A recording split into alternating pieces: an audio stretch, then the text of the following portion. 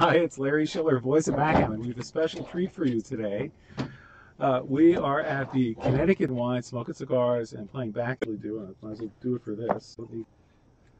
Thinking, what? That Dimitri doesn't play like that. Dimitri, oh, yeah. that's Larry. Oh, that's good.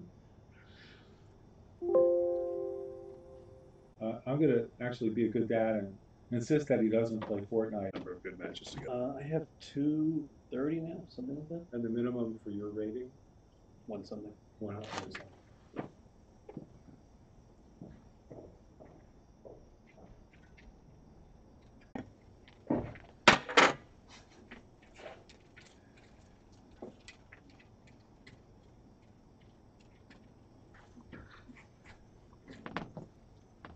Do that.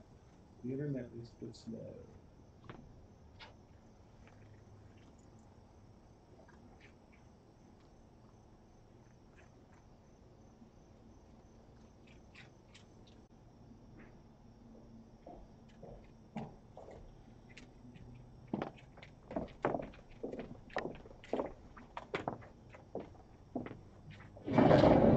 All right. Is a place that's advantageous for him to hit and disadvantageous for you. See if I can roll one of those. That's That might fine. be one of them. Not a bad number. You're far ahead in the race here. Really far ahead in the race. So I think it might be right for you to, even though they say never break your 5-point. But basically I'm up by 10 pips. Plus, I'm up by 20 pips after this. Well, you rolled.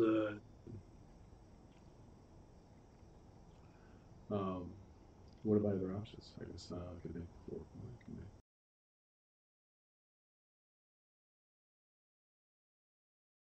All right.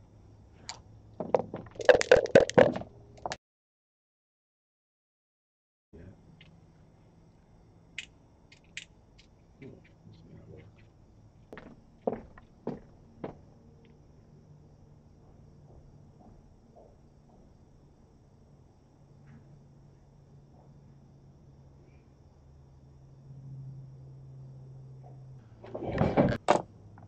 That could be wrong. Could do that. Might be interesting. It's 5 good numbers.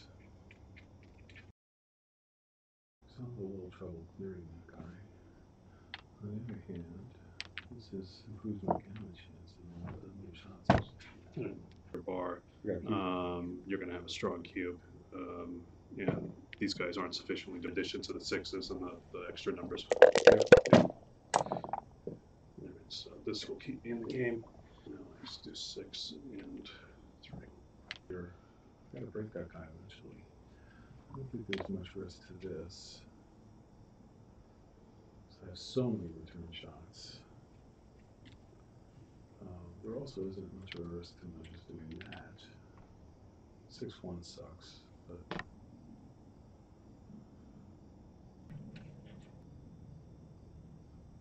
think I'll just do this. This. Right. Wait, 5-2.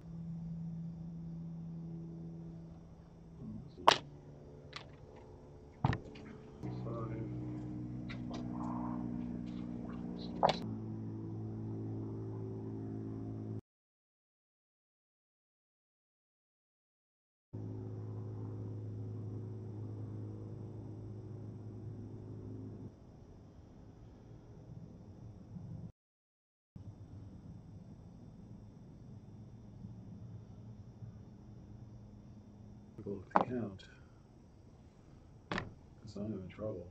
I don't want to break my board anymore.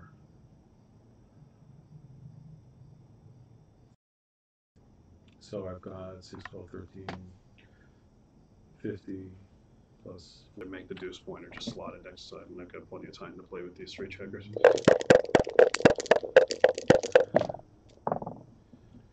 And Chris hits the 4. Suggestions. So for me, it's not an obvious drop. At least it's an obvious drop to a better player. But it's not an obvious drop to me because, although you have lots of numbers that hit, only 9 numbers actually point. 10. 10 numbers. 12 numbers. 11 numbers.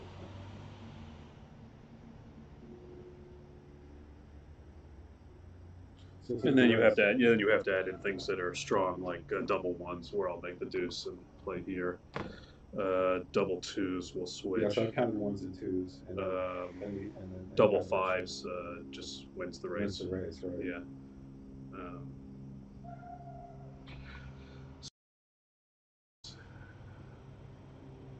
So you have your 111 minus. Oh, I'm going to do 64, right? So you have 101. 36. And then I have 36. Except if I can count. Just gonna give you double ones.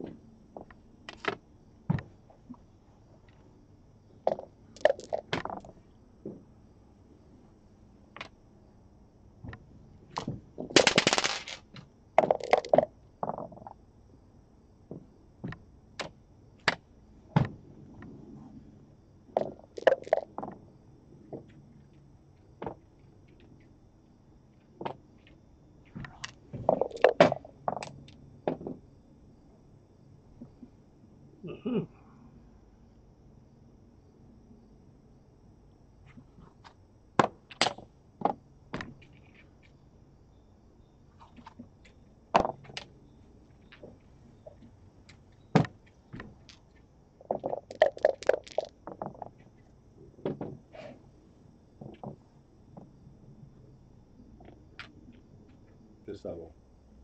Aside from, I can't believe you just doubled me from this position. No, it's a clear double. You have at least 2 rolls, and the only numbers that break right now are double 5, double 4, and double 3. So if you don't roll one of those, you have at least 2 to get to the ace point. So there's a small number of times that you roll, like 1, 1, 2, 1, 3, 1. One fact.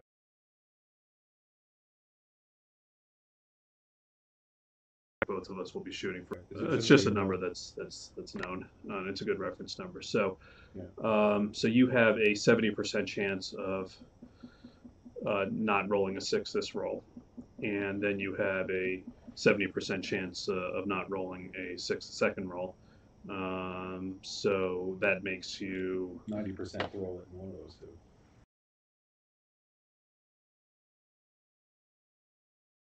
Percent is 49%. So you're a small favorite to roll it down here.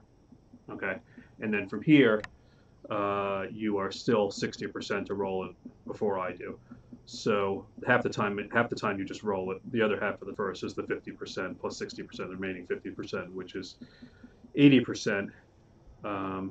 Which when you roll it first, you're going to win.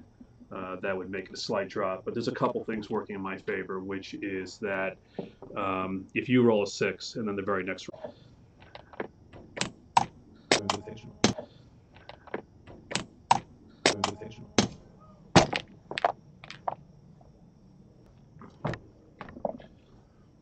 Do you ever bury it?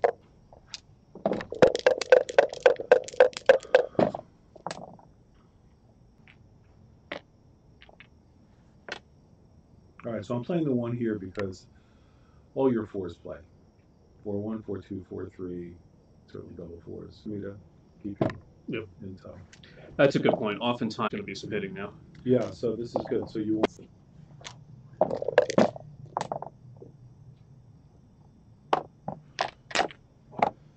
right. Hitting contest here. Very well from the bar. I have more on my back, so that's safe. I have a better board that calls for safe. You have a better board, which calls for safe. I have the 5-point, which calls for aggressive, and a combination of builders working on the bar in 5. And you're still ahead in the race. And I'm ahead in the race. And if you roll a 3, most likely this checker will wind up somewhere near outer board where I can hit it and then put you into some sort of holding game in which your timing is not going to be great. Right, like a 3-2. I'm not sure how I would play a 3-2. So I'm gonna do this for All you. right, good, good. Makes sense. 3-1 is easier. I could run, but I don't think there's any reason to. So.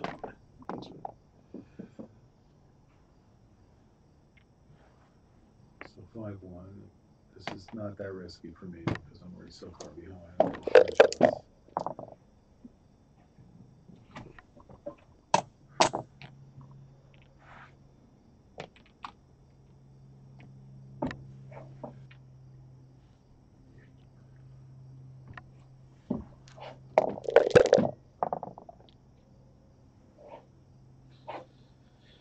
Okay, so now I have a choice. I can either play play safe with the 5 and this with the 6, Yeah. or I can make the 3-point. Yeah. Or actually, I have 3 plays, or I can go here and Yeah. clear, which puts me in a very strong position if you don't hit the 6. 15 numbers that hit you. Gives you 15 numbers, but you've got a blot there. Your board's not strong in any event. Yeah.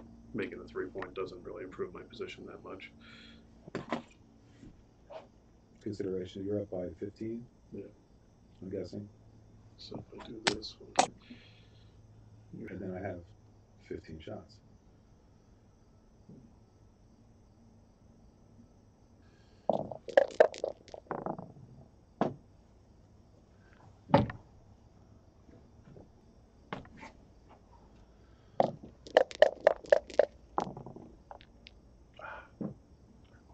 Correct play that involves hitting me. Yeah. And see hitting. All right, so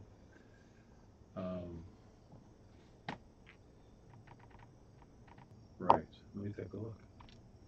Because These guys go here. oh, I'm sorry. Yeah. Yeah. Sorry. All right. So those two, and then I was going to do these two. Yeah, let me bring them back and do a proper count because I think the race is probably the most important consideration here. I mean, certainly hitting you. How could that be wrong in making the 2-point? But I got to get my butt out of there, and so hitting you doesn't just seem that appealing to me. Anyway, so 20, and you have, and you see how I'm holding my finger, so I've got 100, I'm assuming I have 120, and this is 5, 6, I think is how they work that. And so I've got 129. So as 18 and 32 is 50, and 52, 70, 102, 120, 42, 68, 118, 27, 29. So you're down 11 before. You're going to be 13. Up 13 afterwards. That's correct. Okay. Oh, but why do I need to hit? Because I'm running out of time. And I'm The problem is I have 1 point with 2 checkers holding 2 points with 4 checkers here in a relatively close race, and that's an awkward position that's going to lead. I am opening myself up to a shot right away. A 2-shot, or I could leave 7s and 4s. So No, this is there's some duplication, but if you hit, this is the correct play. This is a no-brainer then if I am going to hit. And so I think Chris's point, like I have two things to clear. Let me pay now. Also, because Chris has the 4 and 5 point open, is helpful. Although he's going to attack. But I'll make this play.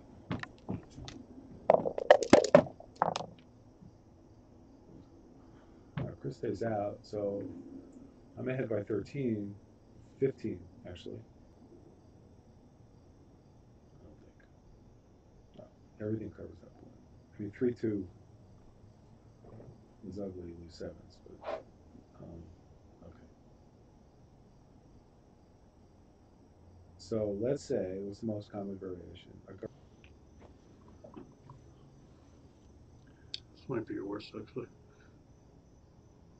So I've got 5-3 and 5-4. Yeah.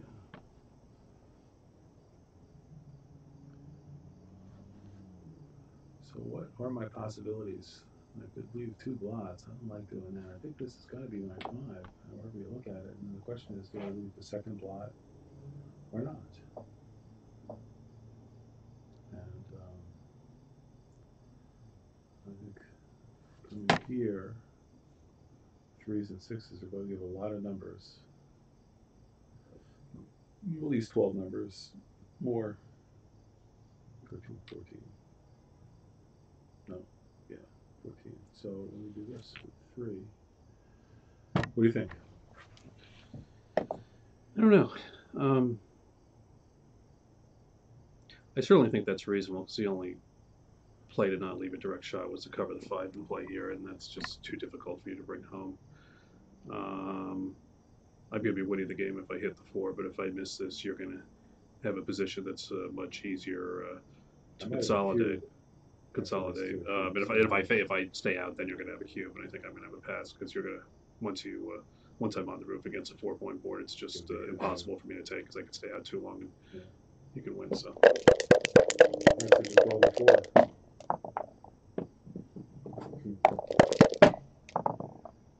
And he does. And he rolled the 4. He rolled the 4. All right. So I don't think I'm leaving another glove. So just. Yeah. So the choice was to play the bar. Play the bar, but I don't think there was. And I stayed out on the 3-point board. Questions? Do I have a cube? 18. Well, you have some more, because fairly significant work losers. If you make a 4 or 5 point, I make the 4 or 5 point, you stay out. That's maybe enough for the double. So, but my staying out is 4 9s.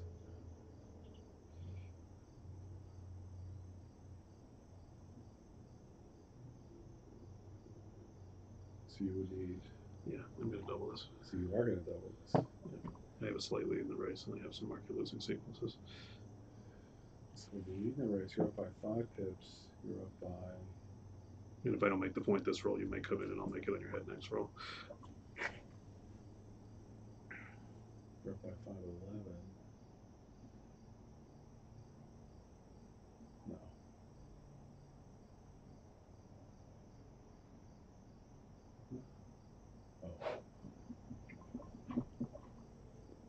Oh. This is a take for me. Yeah, I think this is a clear double because of the market losing sequences of 5. The question is, do I want to leave you the 5 shot or the 6 shot? Going here, leaving you the 4 is going to be the fewest numbers because that's one of the numbers you enter with. That's 6. And this is. On the other hand, I may just want to get off the point 6 pips away because I'm now winning. Yeah, so that's the yin yang of it. You don't want to be 6 away with 2 guys because. So that's going to be my 5, and I'm either going to play this ace or make that point. And the question is, do I want to leave 6 numbers versus 5 in order to at least be 5 away rather than 6 away in a position where now I'm leading the race and more likely than you to want to disengage contact. And this is probably not a big deal either way, but I'm gonna do that. Get off the point 6 away. All right. Also takes away my double 5s. That's a weird double 5s. 4. That's a weird double 5s. 4. Now we have a 3. And so he's got that blot sitting there. So that is not a pleasant blot. So my 3s are either to slot the 5 or come out to the bar. And he's got 9 numbers that are going to point on me there. So why don't I just leave him there? So let's put pressure. So if he hits me there, then I've got indirects. At least here I'll get a direct shot. If he plays 4-3, he's going to play safe. Yes, I don't know. I don't know what the right thing is. So what are the considerations? Like, I want to play a little bolder because I'm behind. You got to worry about that guy. Yeah, I'll make this play. What do you think, Chris? I think I'm coming out here just because it's really bad for you if I point on you. Those are the devastating sequences. And if you come here and I break with hit you with a 2, that's going to create a lot of returns when you wouldn't have a blot on your board. In addition to the fact that if I'm hitting with a 2, I can't safety this checker with the other part of my number unless it's specifically 2-1.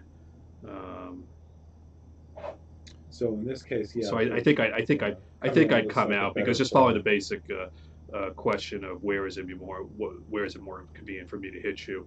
Here I can make it with combinations of 5s, 4s, and 2s. I can pick and pass with aces if I want. I just think that this leads to more good sequences for me staying back.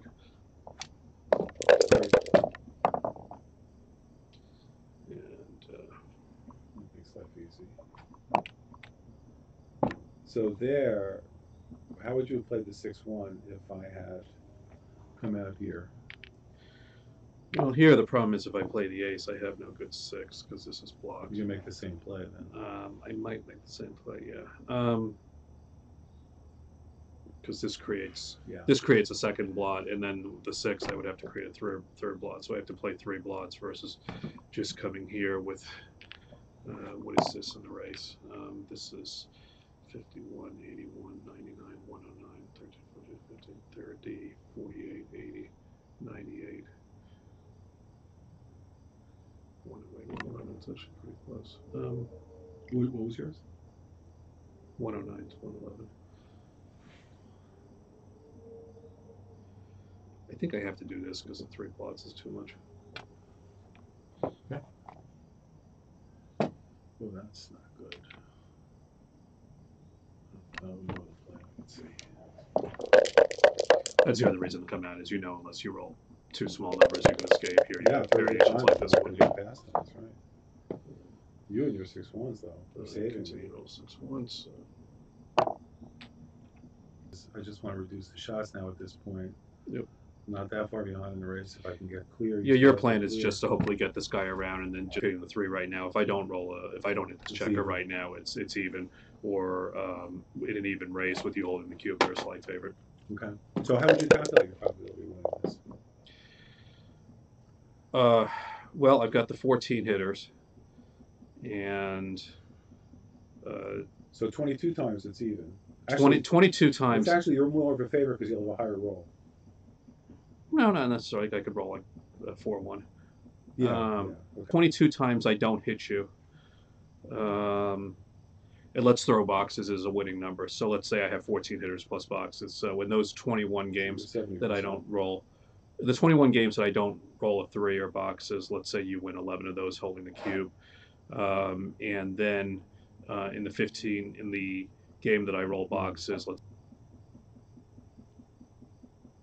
10 of those. Yeah. All right, good. 10 of those. So what does that give me? That gives me 21 out of 36. So whatever that is, about 60%. Yeah.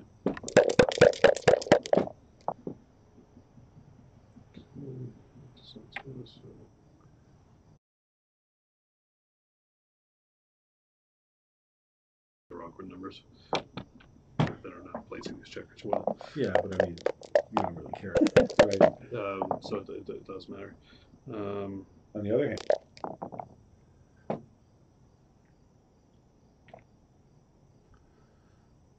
leave myself a 4-3 at least.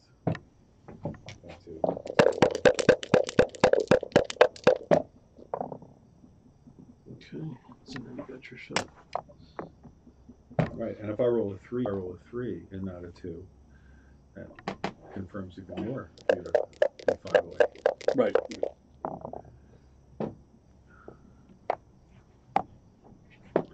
And now for the 4, you do that extra number. You got a nice board. So I'm just going to leave you the double 4s. Automatically, right? Isn't there a formula for this? When a guy's in the bar, depending upon the race. You're winning the race here. Yeah, I think it was a blunder for me not to come out there. Your reasoning makes perfect sense there.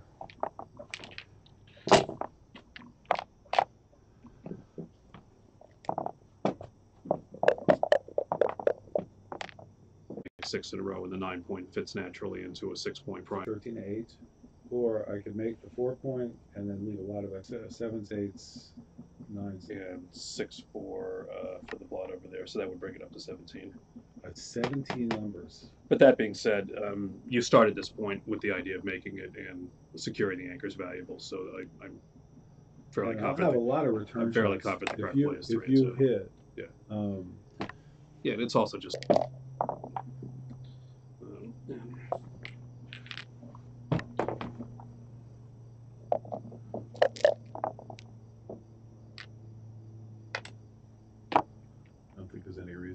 shot.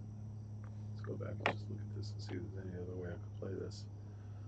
I mean, I could slot here, but why leave the extra shot? You shouldn't. You shouldn't, because if you leave it there, I'm just going to hit you when it's advantageous, which is board. It's like it's not any, specifically 2-2 and 2-5, or when it's most advantageous to me, and then I'll hit you there. 2-3 a little less so, but 2-2 and 2-5 most. Wow, we were playing like beginners. Ooh, this is not playing 13-6. Just raise over 3-10-6. I thought you were going to do that. That's why I said the beginner thing. Like, just bring in your man in. So you have two good plays here. Three good plays, I guess. Two places is one. It's probably only one good play. That's the only one. And now the question is, do I want to bring another 5 here? I don't think so.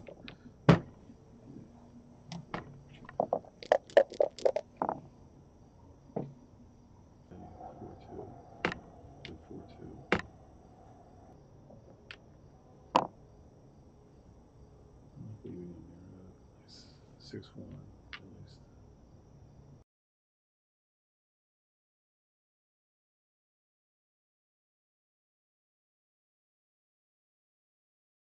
Awkward 6-1s. I mean, here it doesn't matter because I have no board and you're anchored in my board. Board's not picking. Meaningful racing. Great, I love it. Good play. Make a point in your home board. Nice asset. If I hit, I hit. So I'm gonna make the 5 point. I like to make my points in order.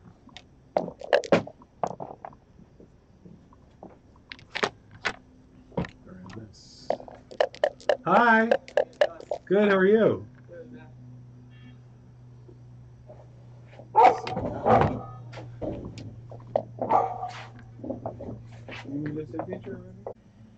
Yeah. 6x will clear the 8 point and make a plays, point. So if it's 5-1, 5-3, you could just make the 3 point, and then if I hit you, I'm going to have 2 blots in a situation where you're anchored and my board is not strong.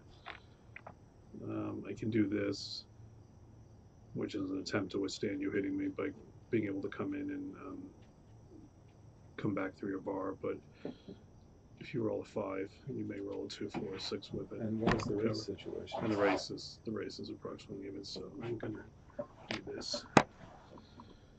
If you hit me with 6-4, I'll get a shot. And if you hit me with a 2, your other number may not cover. Okay. Just settle for double 6.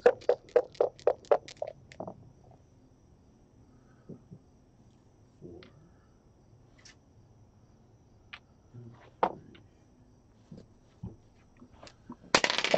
3. Doubt.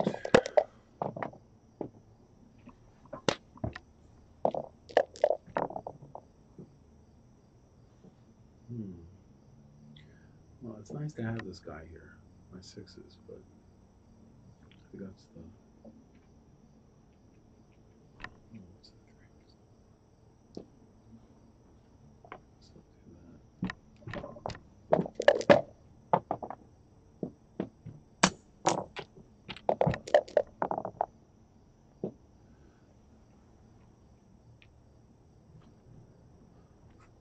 1, 2.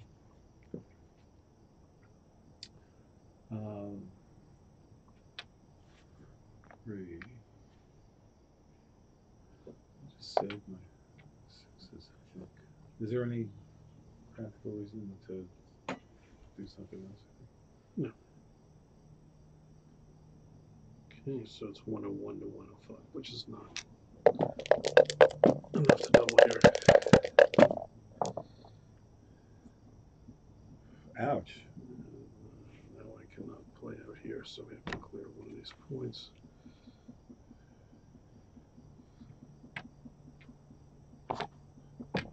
That's interesting. What you're thinking about that? Well, if you had a blot, even a blot and a point in my board, I'd consider doing this because this would create 2 new builders instead of 1. Here, though, I think the 7 points is going to be just as good a landing spot as the 8 point. So I'm fine doing this.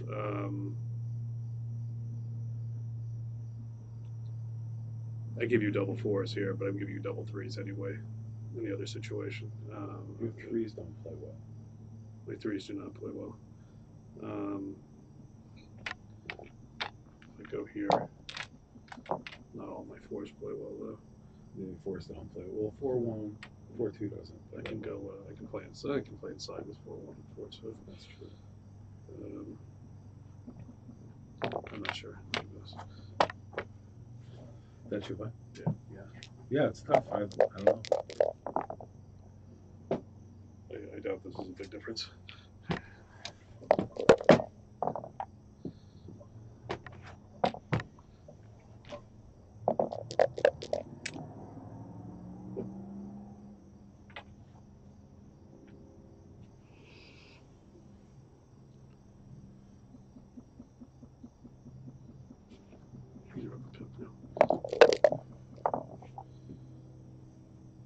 Ouch. So this play is forced. All right, it's going to leave me the blot in your home board. I was surprised about that. I thought maybe the ugly play might be better because if I leave a shot, you don't want to leave a shot created back. Anyway, putting two guys in the deuce. Yeah.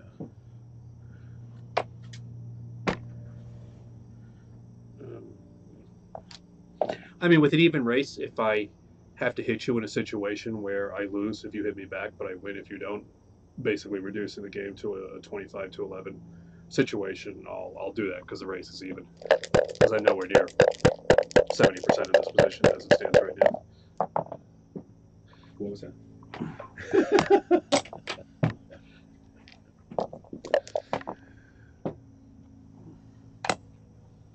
That's okay. 43 and 32, 75. You're 74. And we got 42. Okay, I doubled. 14. 56. Congratulations. I think it's a moot point. Had this been a double match point, I think you're supposed to stay back with this guy. I think this is the correct play. It doesn't matter. With the cube in the middle, you can't take regardless. Right. But had this been double match point, I think staying back for the 6-3, 5-3, 6-6, and 5-5 was correct. Yep. Yep. Good.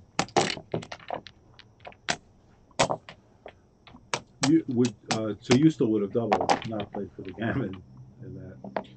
Oh yeah, it's not too good. I'm just saying if it was double match point, or you already had the cube. Stay back at the shot. You stay back for the shot, yeah. With the cube, with me having cube access, it doesn't matter because you can't take regardless. All right, we just covered that.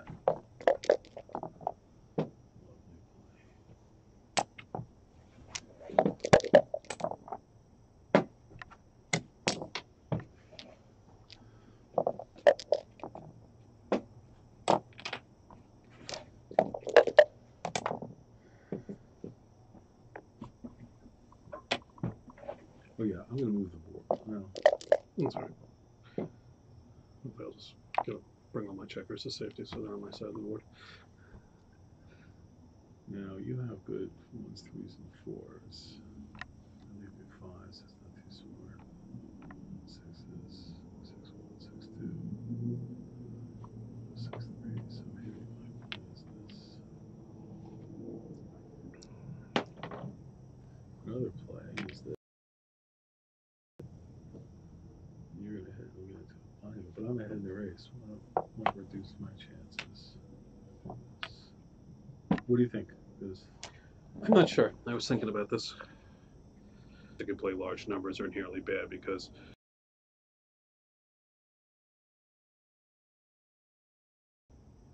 on the other hand, you don't want to come up here because if I make the 5 point, you lose a lot having been pointed on. Because if I were, for example, to make the point, 5s. You could 6s in your 5s play, yeah. But whether you move the ace here or play 6-5 is going to give me a 5 or 6 to hit when I have 4s and 3s and 1s to make the 5 points. So you're giving me another class of good numbers, so that's unattractive too. So you really just have a whole bunch of very bad what I would do. Because if you don't hit this and I roll another 3, it's a good block. Yeah, of course. Starting a 4-1 to make this, or 6-1 or 6-2 to make the bar. If you then roll a number that goes out via when you create, yeah. It's even if it's not hit immediately, it's a distraction because you have to worry about it being hit on the following roll. So, and play 8 to 5, and then if you don't hit me, I'm in good shape. Particularly if you don't come up with a 2.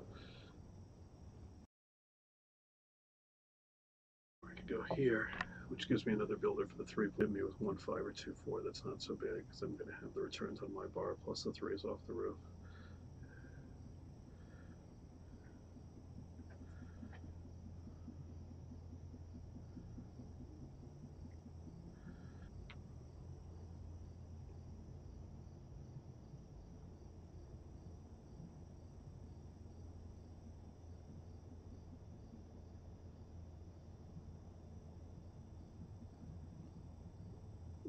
But I'm up 11 pips afterwards, so that would argue for not leaving a shot.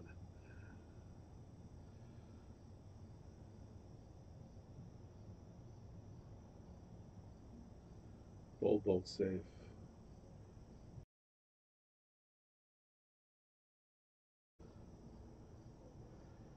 Yeah, all the criteria, I mean, criteria on balance for a safe play.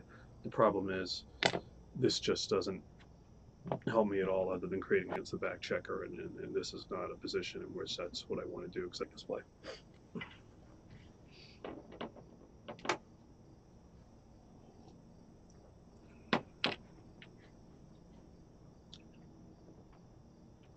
So I'm going to double because I could roll a 6.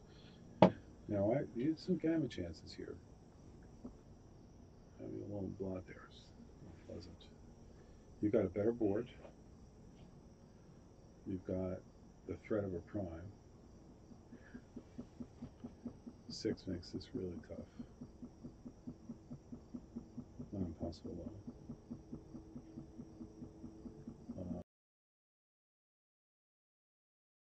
6 is strong.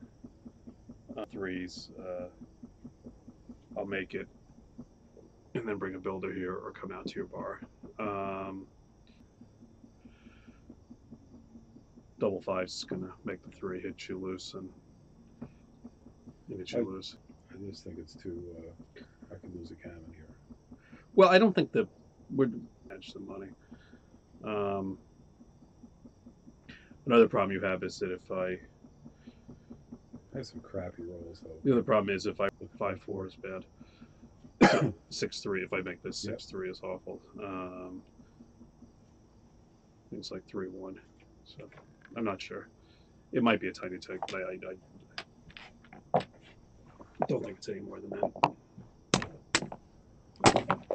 We will find out. 3-2.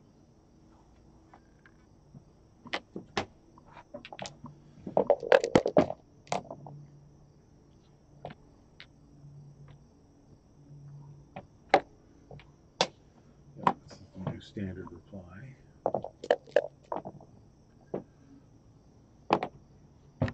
Okay, 2s.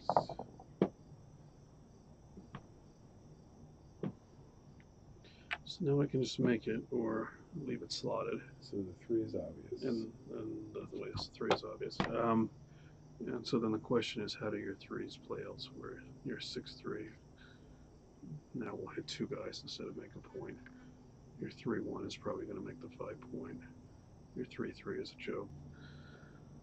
So I think I'm not going to leave it slotted. And the other criteria is that consideration is if you make your 4 or 5.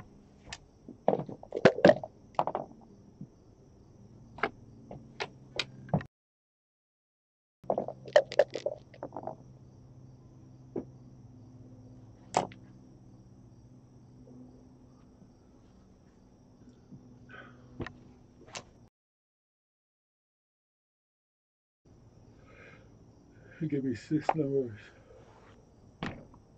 On both sides of the board, so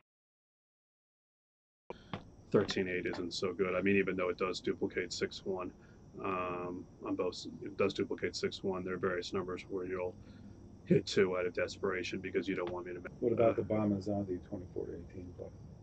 I could make the 24 to 18 play, which forces contact in a position where I roll a 5, make your a 5 or a 4-point next roll.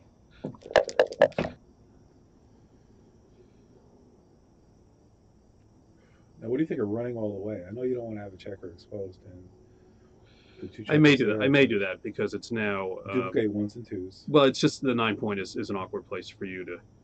Pressure on these. It puts pressure on the check. Recording is not killed. Recording is not killed. Perfect, but we'll do. Yeah.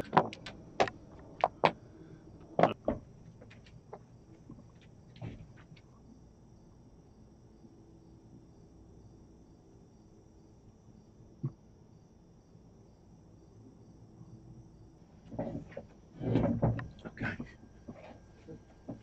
Hi. You mask. All right. That's good. You're 4-3. 4-3 because fighting back. Catching up after a rough start.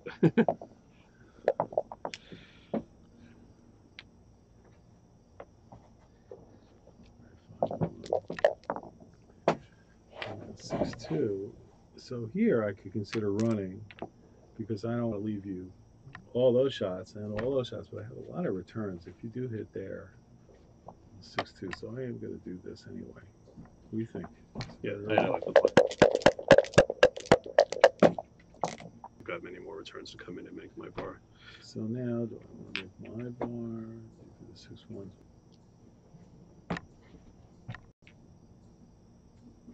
So now you could be risky because you have more men back, you have an advanced anchor. Yeah, I just don't lose that much, but you can leave me here.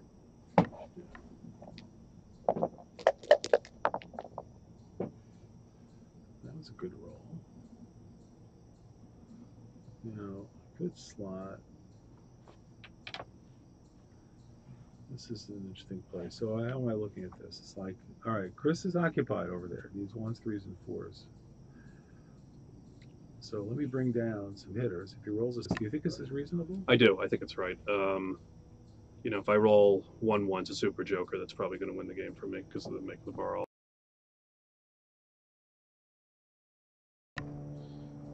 I can play 13-8, 6-5. I can play 9-4.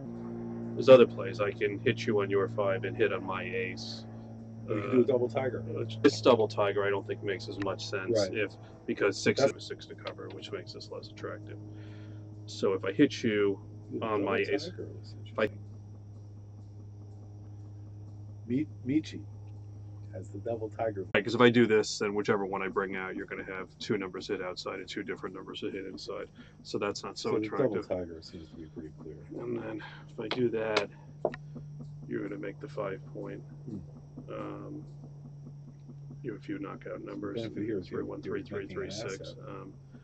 Making an asset, but you do have 5 great numbers, and if you don't do that, you'll make the 5-point, and then I'll make this, and then it's a close game where I have an anchor and you're ahead in the race.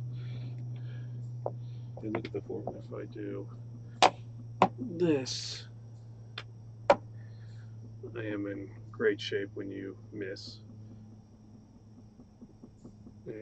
Or if you roll a 1-6, that's not bad for me because then I'm mostly going to come in and make my 5-point with the other half of the number. And if I come in with a 6, I can hit you, put a second guy up again. And if you come in with 2 guys here, then there's a whole bunch of blots lying all over the place, but I'm going to have a stronger board. So I'm going to try this. This is a very tough play. This looks right. I like this. There's the 1-6 we talked about. So now I'm going to come in and either make the 5-point, or if I enter with a 6, hit that guy. Enter with the 6, we're going to hit this guy. And now again, I'm in great shape if you don't roll. Yeah, you don't hit the blot on the 5-point here. Okay. Now, even though I have a 1-point board, I think I do have a cube. Not because my position's great, just because your position's so bad, and I'm have a locked-in edge that could become a very strong position. well, it seems most common variation here that I'm looking at, obviously are threat and gammon huge, and race, you know, you're ahead in the race. So you've got threat, gammon, so it's already 2.5 for Pratt purposes. Board, you don't have a better board. Now, the most common variation next time is, I'm going to make my 5-point, or in a few variations, make my 4-point, and have a blot on the other one. So you're going to have two guys up against a 2.5-point board, which is going to become a 3-point board if you don't hit the checker there. And the problem you have is you haven't accomplished anything. I'm on your 4-point, and you've accomplished nothing in this position. yeah. So I think this is a strong double and a small take at best.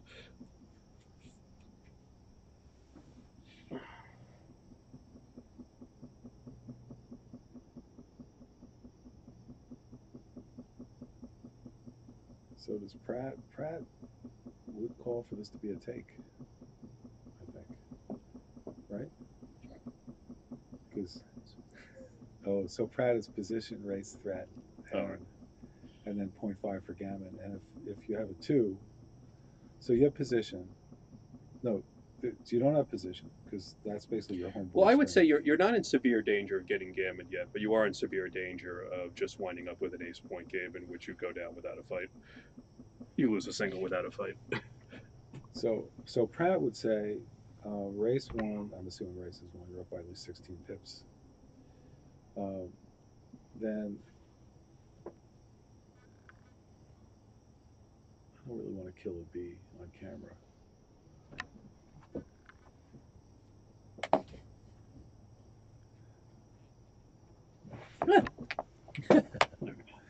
So thanks, Chris. So race 1. We have to make sure we don't go foul of the environmental rules on camera here. I know, right? So I'll take it. All right, we'll give it a try. All right, so I just won any one of the numbers. I won any one of the numbers that makes my 4 the 5-point and leaves the blot there. So you're up against a 2.5-point board, which most numbers without a 6 will accomplish. And then there's a few knockout numbers like this one.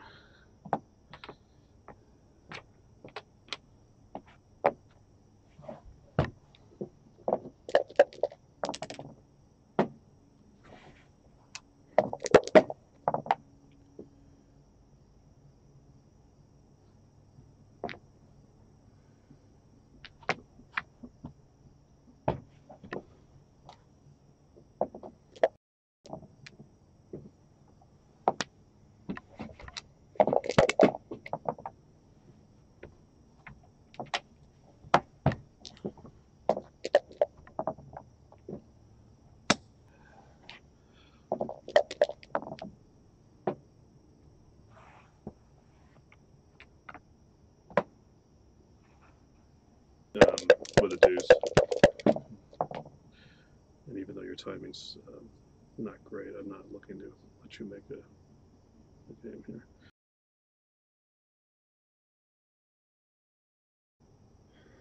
So you'd like to keep that checker as far back as possible in case I want to run, but oh, well. For a millisecond. Duplicate your 5s and 4s. We still have a lot of numbers to hit. 8s, 9s, 10s. Ouch. I could come out. I could make the 2-point. I could come out with a 6 and safety up a 1.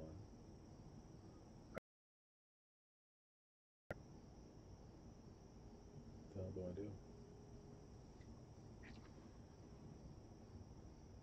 do? I could hit on the 3-point.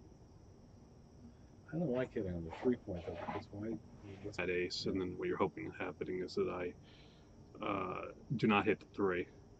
If I enter with a 5 without a 3, I might hit here to try to pick up the blots, and then maybe you can come in with the deuce, and by ultimately. Okay.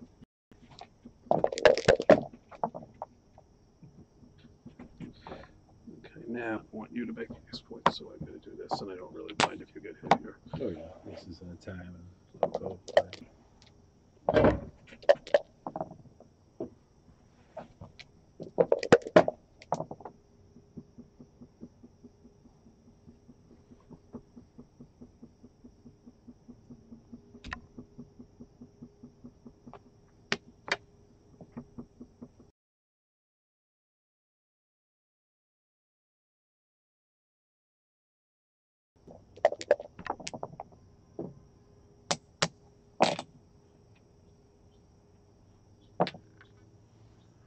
think it's a sense of hitting. Maybe there is.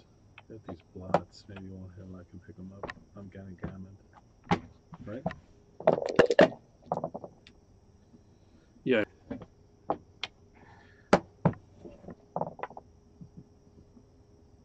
No.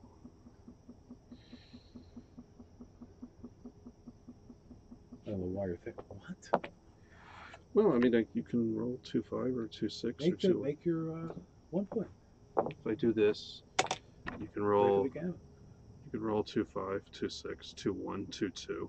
If you roll most of your 2s here give you some play, and I no longer have a 5-point prime. I mean, I don't mind if you had a.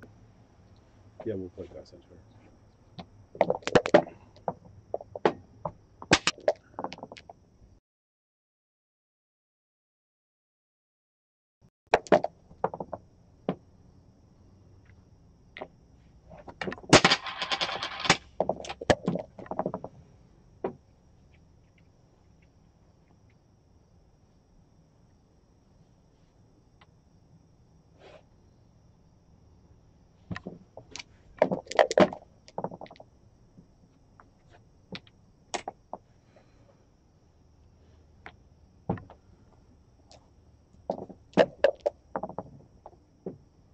And he got me.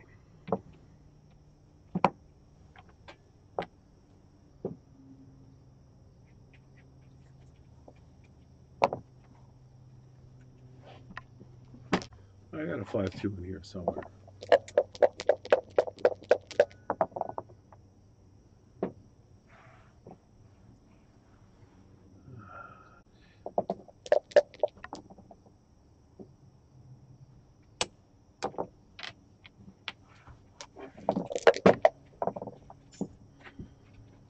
That's really good.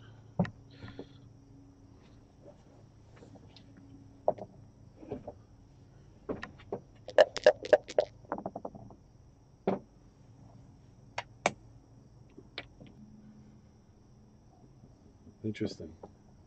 Yeah. Hope you fan, and I can get into the outfield.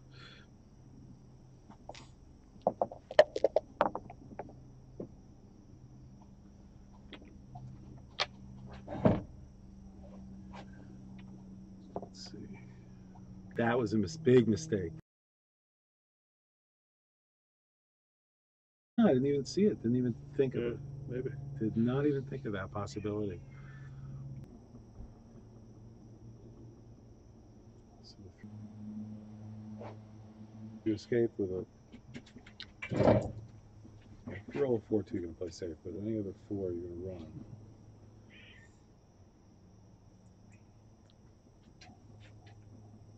You're the best bet, but then I just leave you 4, 5, 6, 3.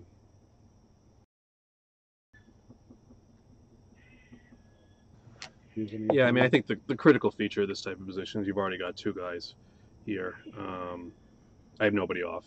The sequence is where I roll a lucky number, you fan, and then I scramble home because you've got 3 or 4 blots.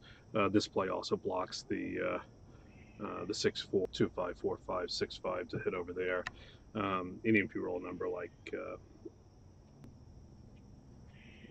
4-1 would do that. So I still do not have an ace. There's no choice.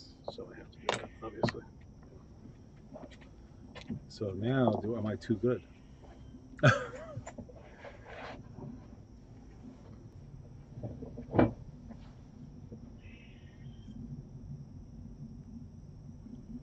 I think in this type of position, right? Tons. Play on. What do you think, Chris? You think this is a cube? And I think this one's a double on the pass. it's not a pass, so it's not worth playing for the gammon. No, well, but you're never more than.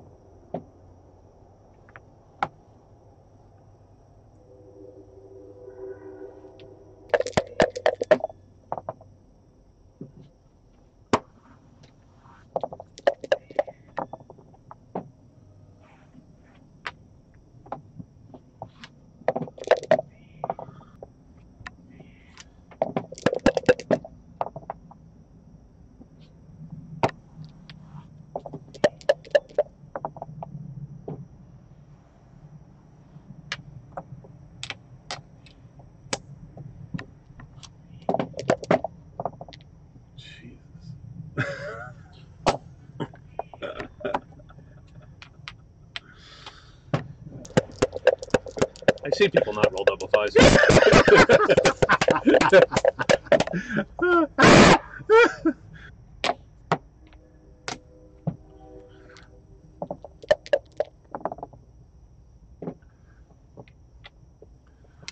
I think, by the way, this was a critical feature of the past, my strip 5 point, because of variations like this where I leave another.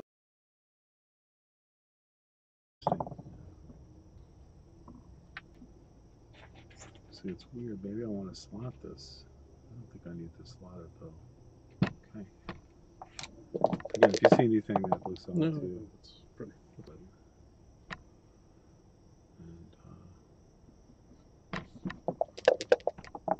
And if you have maybe 5-3, but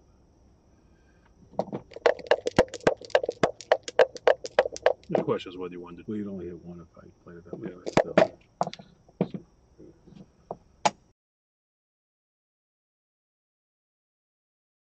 But still. So, 5-4.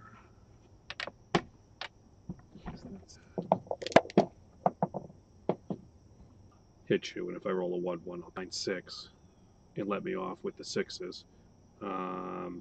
Because there's 3 blots. Guys. Yeah, this you're not going to win that many games from here. Now you're really not going to win a lot of games. 3, 4.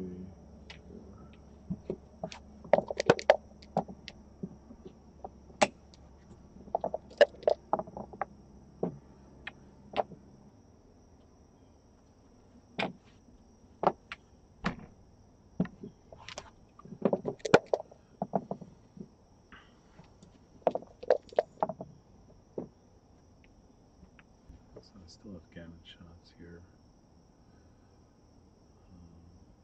What about, I mean, the race, you might even take it. I don't know, it's like this. Not much gammons. Well, obviously you have to adjust for all these checkers. If you wanted to 6 rolls plus the number of rolls, take these 3 guys off. Okay, it's going to be at least that much. That assumes you don't hinder for each. That's 6 more, so that's 23. You're right. And you have 8. 23. You have 8. You got it. Okay. All right. This is our Connecticut Bar Invitational with Chris Trencher and Larry Shiller. And we're going to take a short break. We'll be right back. By the way, I do want to mention that we have is it the Sunshine State Classic? I'm not sure the name of it. It's sunny South Florida, I think maybe it's what it's called. Coming up at the beginning of October in Fort Lauderdale. Karen Davis is running.com for links and great positions and XG analyses. And join us at twitch.tv/voiceofbackgammon or go to YouTube. Please subscribe. We are just over 500 subscribers. We need to get to 1,000 to get the Voice of Backgammon link. So that would be very helpful. And we'll keep you posted about future upcoming events. We'll be right back.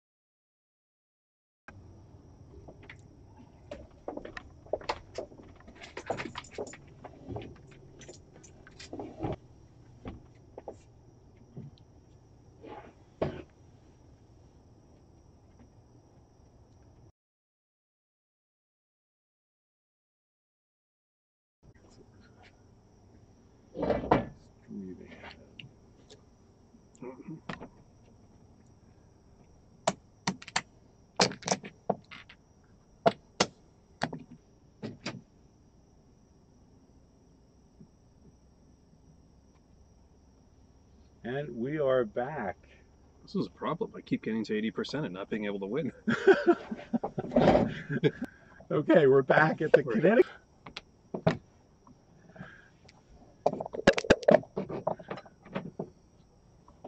I am doing a somewhat lighter schedule than I'd like because I have stuff for my kids' school. This is a pretty hectic schedule, but I'm going to get out to the November tournament. She does. Patrick Gibson. Awesome. She does. Right. And then in the new year, we'll have the New York Metro, of course. Yes. Phil Simborg has an Australia. It's 5-4, 6-5, 5-1. And I honestly don't know the best way to play this. I'm a little behind in well, I'm not really behind in the race because I have 5-1 and 5-4, which is 9, 15. And so I'm up by 4 pips, which makes it actually exactly even.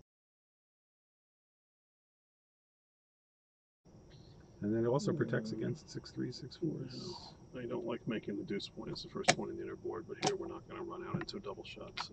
Yeah, well.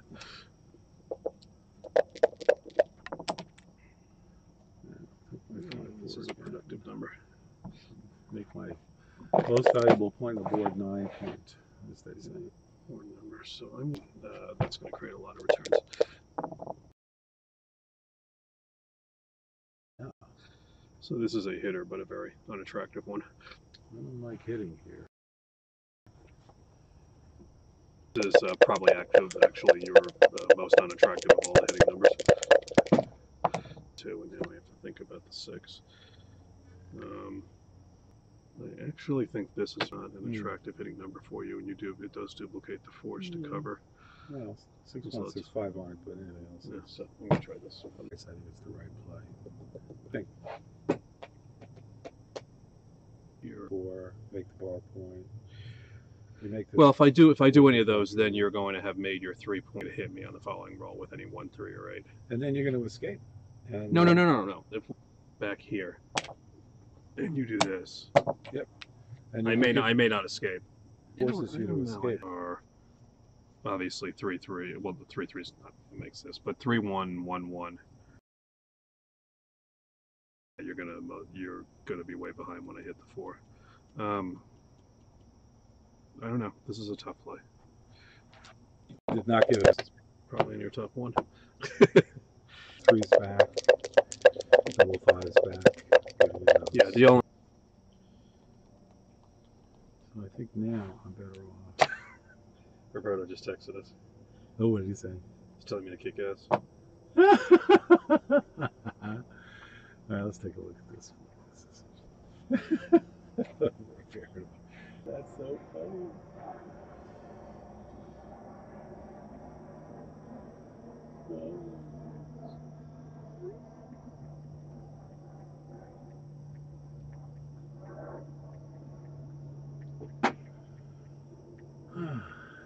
So, all right.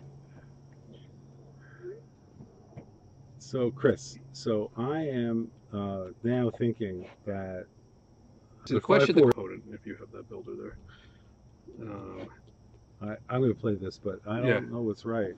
Yeah, play that. I mean, So here, this is interesting. So I have some.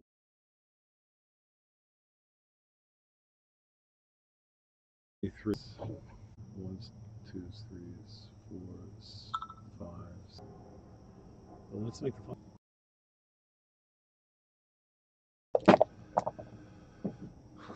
I'm punished. This is my .6 blunder. Well, I don't know. I mean, maybe you should have cashed the game before. I mean, I'm not playing myself, so just maybe.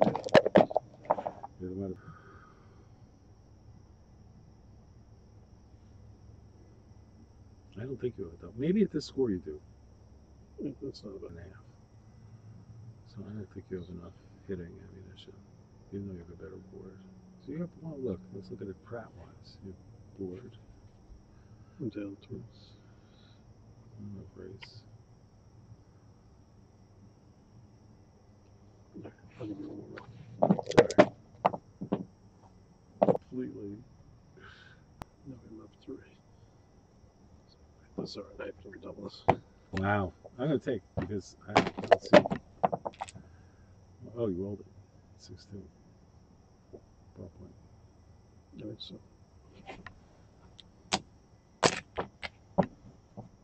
What do you say?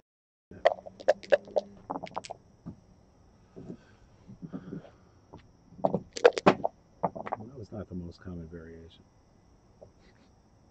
Staying out 3 times.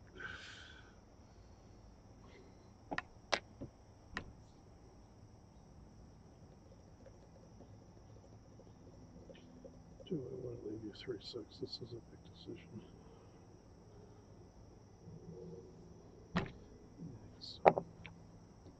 Yeah, you get 6'2", 6'5". I'm gonna pick up a lot of numbers.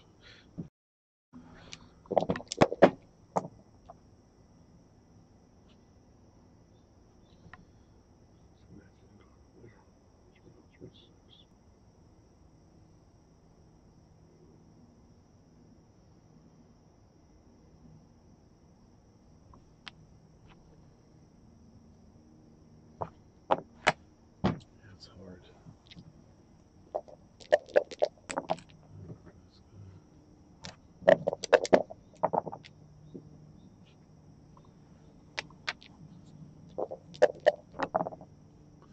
Yay.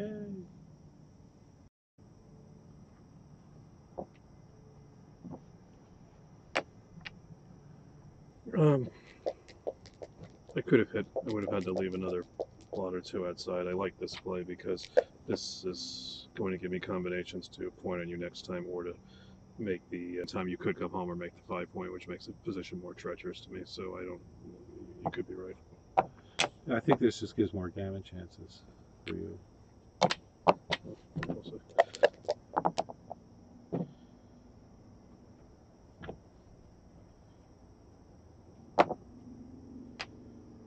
So there's that, or there's that, and that. You don't have to roll 2 or 6, and then I can escape this mess.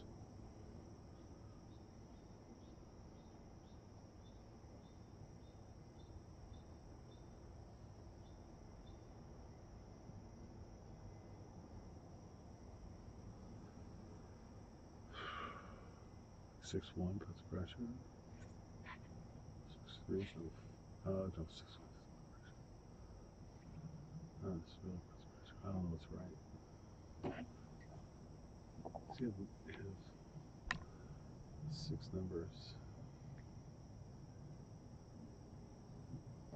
They're really shitty. Alright, just bring a man in. Did I play the 2 right? Yeah. This. Oh, was This. that the This 2? was the. This was the Or original. was this the original? No, this guy was here. Okay. So I'm playing 2. Bring man in. Bring man on Boris.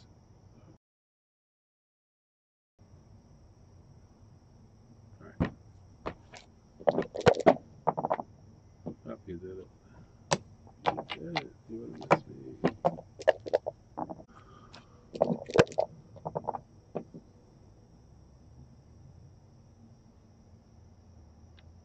He was right to come out.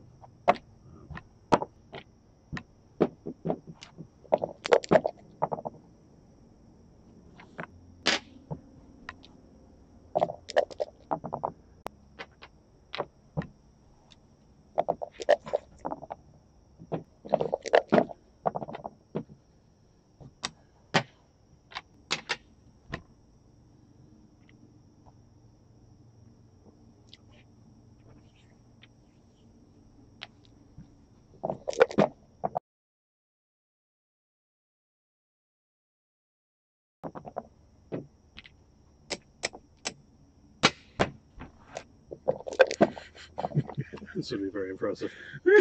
Really impressive. No, a lead change.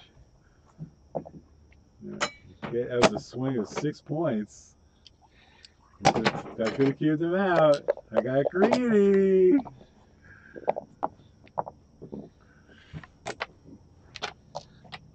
Of course, my 5-1. That was a doozy. Yeah, make the 3-point. Oh, yeah.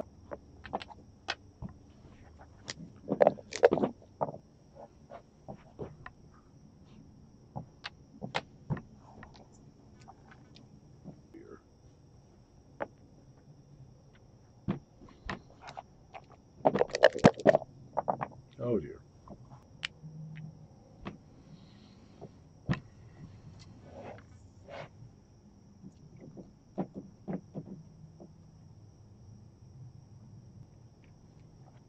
I'm shocked. Check that out. Yeah.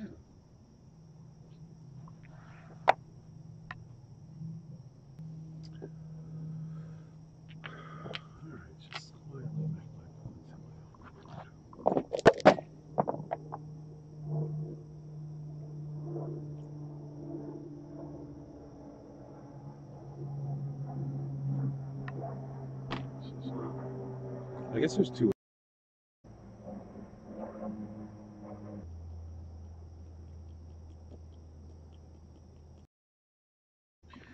What does this look like? I mean, yeah, you're stripping this point and this point as opposed to these 2 points, right? That's the choice. Wouldn't this make more sense if you can, you know, you want to take the risk? This doesn't make any sense. I don't.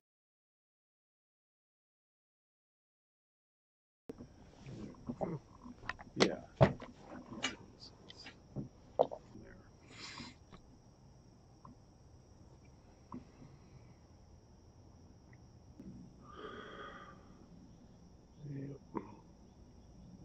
I know it's a 6. Yeah. So I don't really want to leave it another lot to hit.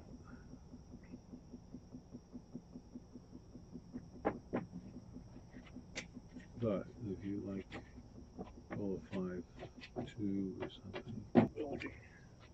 What do you think, Chris? Do you leave a guy there or bring him down?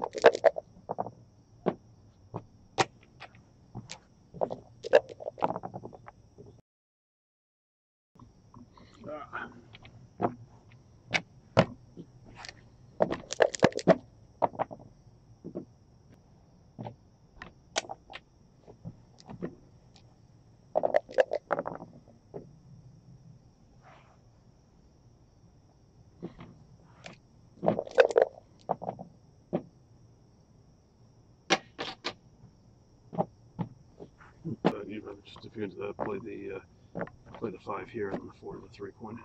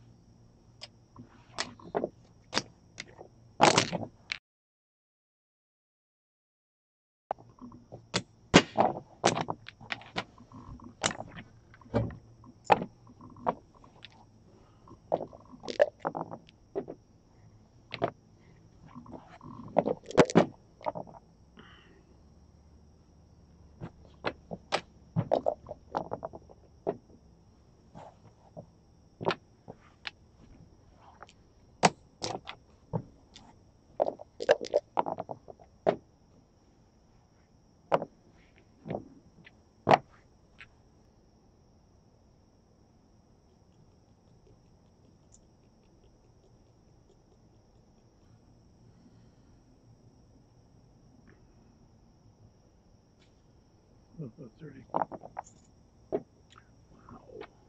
Look at me. Look at me, Mom.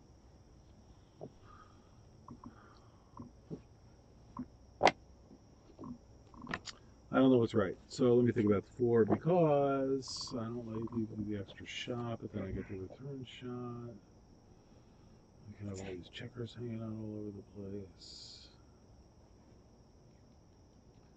You have the 6 and duplicating that.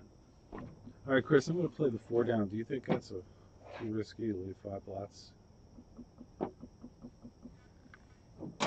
Oh, get so much.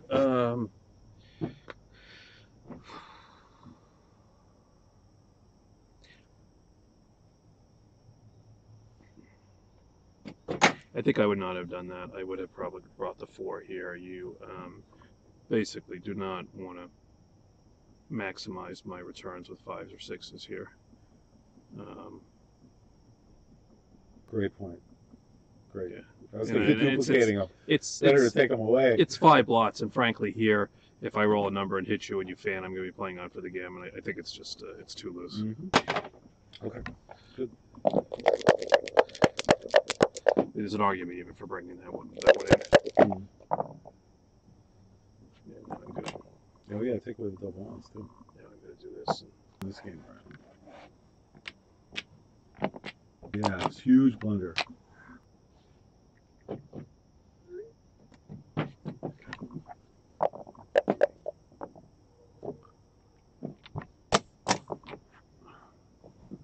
Yeah.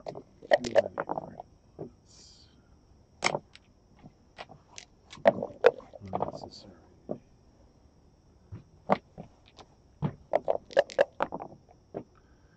6-2.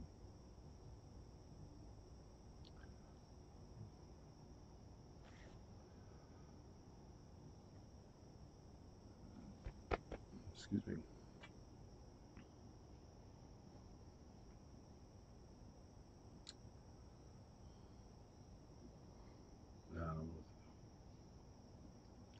How do you think about this in a quality way? Like bold versus safe. I mean, I gotta leave both. I don't know how to even think of bold versus safe.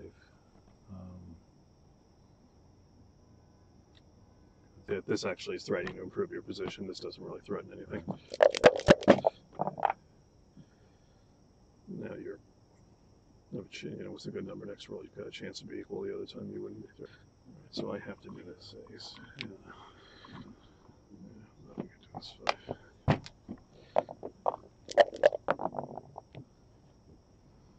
Of course, I can roll 6-4. How would Roberto play this? How would Roberto play this? So there's two clear ways to play it, right? You can play 13-8 and leave the one shot here, or you could play 24-20 and then cover, leaving 1s, 3s, and 4s to hit. So this is a bold play, right? Because it's very risky. Let's hear the latest breaking news. Good luck to you both. Who touched that?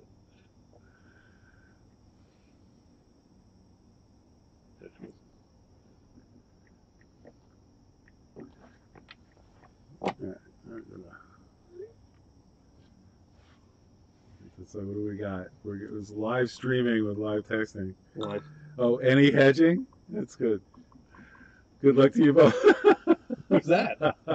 Who's that? Ed Corey says, any hedging? All right, it's funny. So, all right. All right, Chris, let's get back to the game. You have a tough play to make. I'm not going to help you. All right, so I made it. You made it? Yeah. What would you think? The other play. Really? You got to make your 5-point. Yeah. I mean, we go here. We go here. If I hit you loose here, you're happy because now you've got a better board. You've got a chance to take a big lead if you come back. If I hit you out there, you'll have shots to make the 5-point, plus return shots with with the blot unless I roll a very good number. The problem with this is you still have a major 5-point. You may not make a next roll if I don't roll an ace, and you're still back on my ace points. So I just have the flexibility to play quietly down here, and then you probably won't hit me, but if you do, I'll have a return shot there. And if I get something like 5-2 and I come down here, you make your 5-point. I then have the opportunity to make my bar 5, and I've got a winning position because I have an advanced anchor and you don't. So really, so I think so. The bottom line is you did this, which doesn't improve your doesn't start to hinder my blocking these checkers when I've already got a decent blockade built and leaves a blot on your side of the board. And the reality is I'm pretty close to a victory if I hit, but even if I don't, quiet variations work for me because then I'll have threats on both sides of the board to improve on this side and to hit the blot on the following roll. Okay. So my thinking is, if you do hit, I have a lot of return shots, and then I still have a shot at winning. That's all. Okay, so here's the quiet variation. I'm just Yeah, going to do yeah, this. good. Now I don't slot here. That's an overplay, I think. But you may roll the number to clean everything up, and it's all good. And there goes my analysis out the window. Let's make a good roll. They can do that.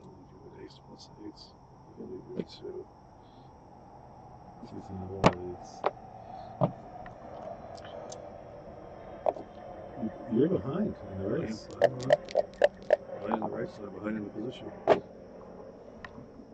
completely confounded by analysis. Now will be the time to run because you have 2 blocks. Yes? Yep. So you give me a few good numbers like this.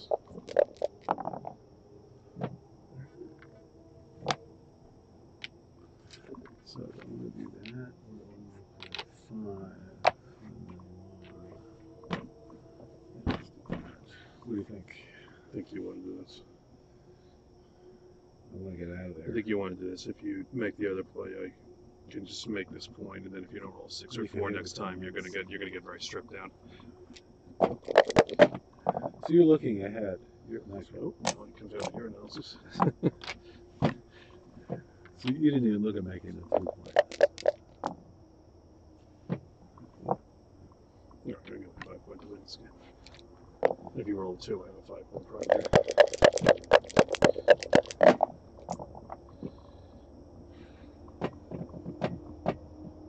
You can take one off and cover with 2.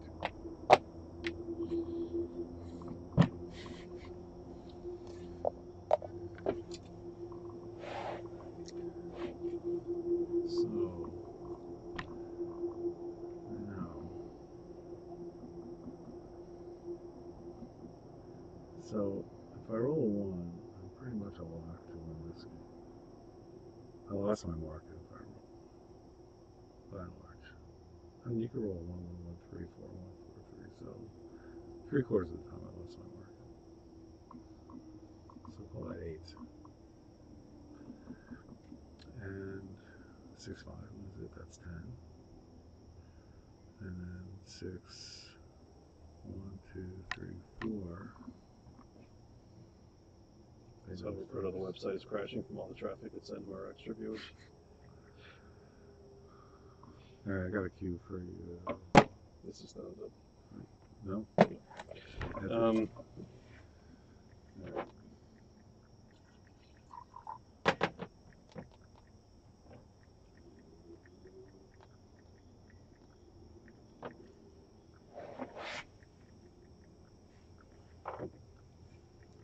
Not a double.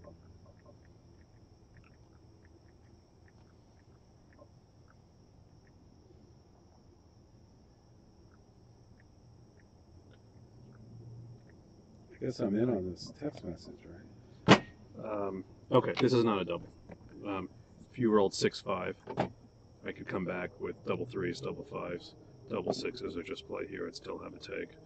So your market losers are an ace, followed by my rolling something awkward. If you roll an ace small, ace 4 forces you to play Ace 4 outside. sucks. Ace Yeah. 4 is not even very good.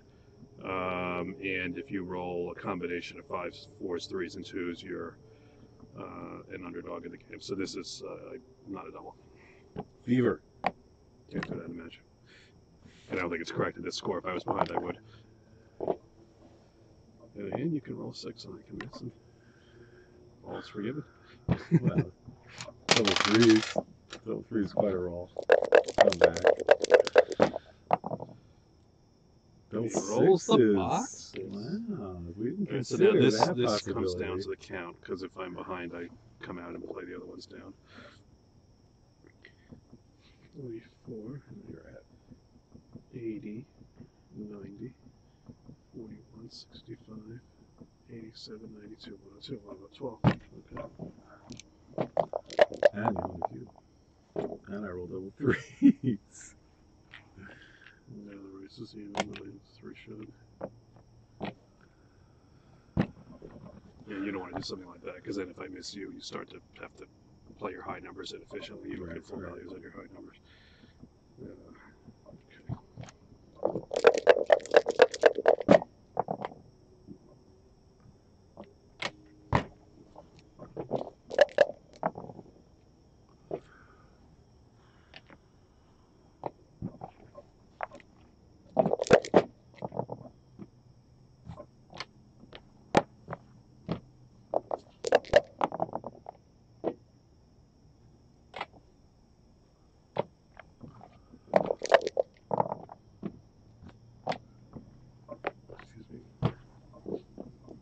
So now,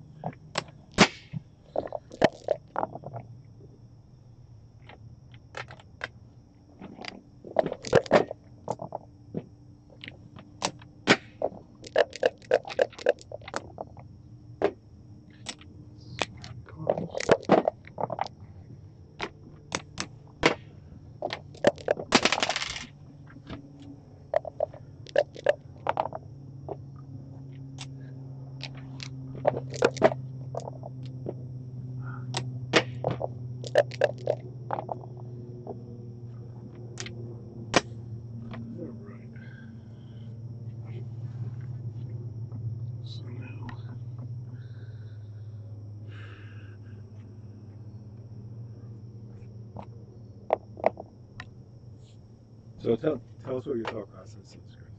I don't know what my thought process is. My thought process is I'm trying to remember what John O'Hagan taught me about these types of positions. All right, well, let's analyze it. So you're off in 3, a little bit more than 3. I am off in 3, and I'm Like clearly 3.1. I'm off in 3 far more often than you are. Yeah, I'm off in like 3.5. You have two easy potential ways to knock yeah. ways to knock it off at 3, starting with just 2 aces. Yeah.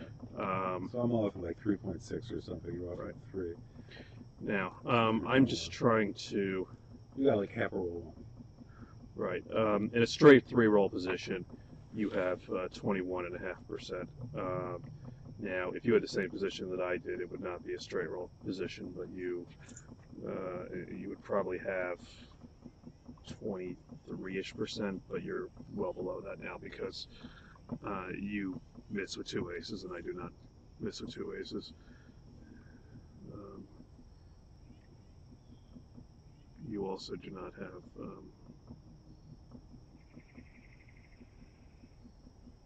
double 3s working for you as a double that counts, which I do. Which is a small factor. The 2 aces is a big factor. Or 2 3s. 2 3s if one of them is 3-2 or 3-1. 2 3s doesn't always lose, but 2 1s always does. So again, I think you have somewhere around 19 or 20% here. However, when I redouble you to 4, given the score, your recube big is pretty significant. Which will happen about 8% of the time. So I'm trying to figure out what your take point is, including the recube big and how far I am. So it's a probability I win the match at 12, down 11 away, 5 away.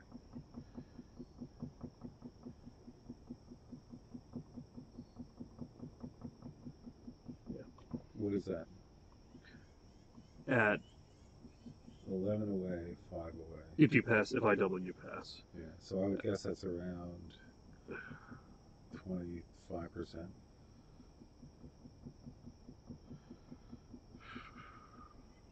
2-8 is 2-6 is 80. 2-8 is about 85, 86. So 5-11 is going to add about 2.5 to each. So yeah, I'd have you about 20, tiny bit less, like 23%. So does that make my take point? No, because then I have to calculate. All right, so if you 50-50 if I take it. if you pass, you're at 23. If you take and lose, then you are 3 away, 11 away, which is going to be about 12%, 12, 13%. So you're risking 10. And if you take and win, then you're all the way up to 50, 23. So you're picking up 27. So your take point is somewhere, your naive take point is somewhere around 10 over 27, which is about 37%. 10 over 37. 10 over 27. 10 over 27 is somewhere around 37%. Wow. And then we need to determine your recube big, which is 8% of the time. which is your 27%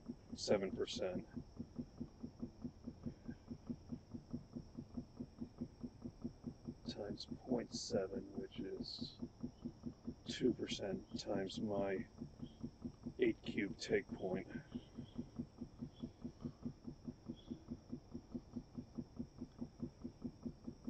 Which is going to be about 30%.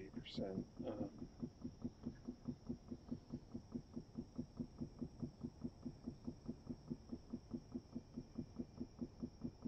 I'm getting your recube big at about 5%. And your take point at 20. So is my take point really that high? 7%. So I have your take point at about 22%. Okay. It's a regular. And I think you're a little bit, well, coincidentally, it's a little bit less than that. It's like money. It's like a money. Yeah, I'm clearly within that. Okay, I don't. Yes.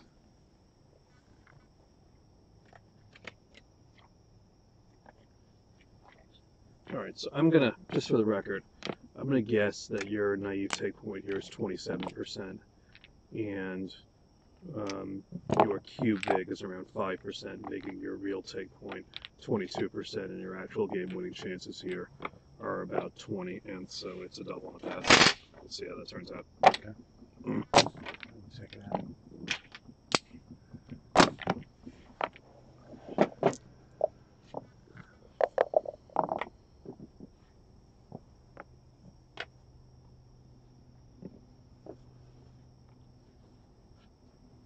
What are you smiling? Oh, I was thinking I should take a picture of this and text it to John O'Hagan. He can get the answer back to us. 3, 2. All right. 2, 3, 2.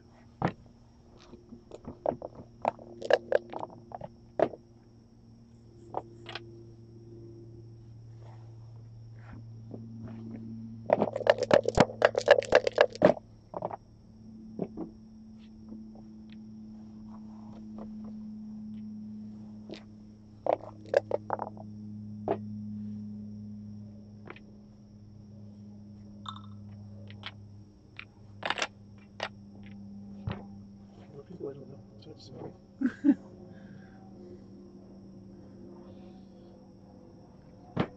I'd have to disable, set up the old position, and I'll text it to the professor who can calmly reach into his brain and calculate the answer for us.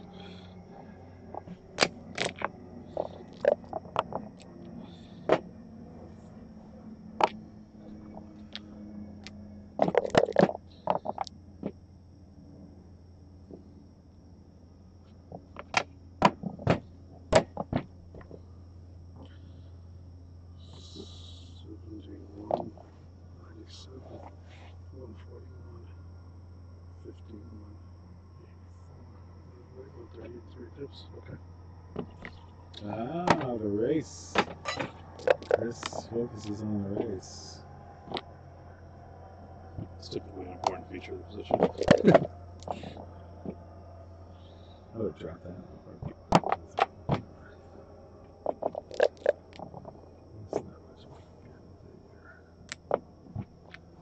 So I can't hit you. I get variations.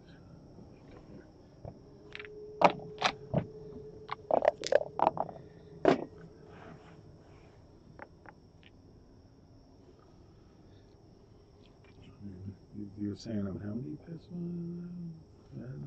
me this. I got 48 and 24, 72 and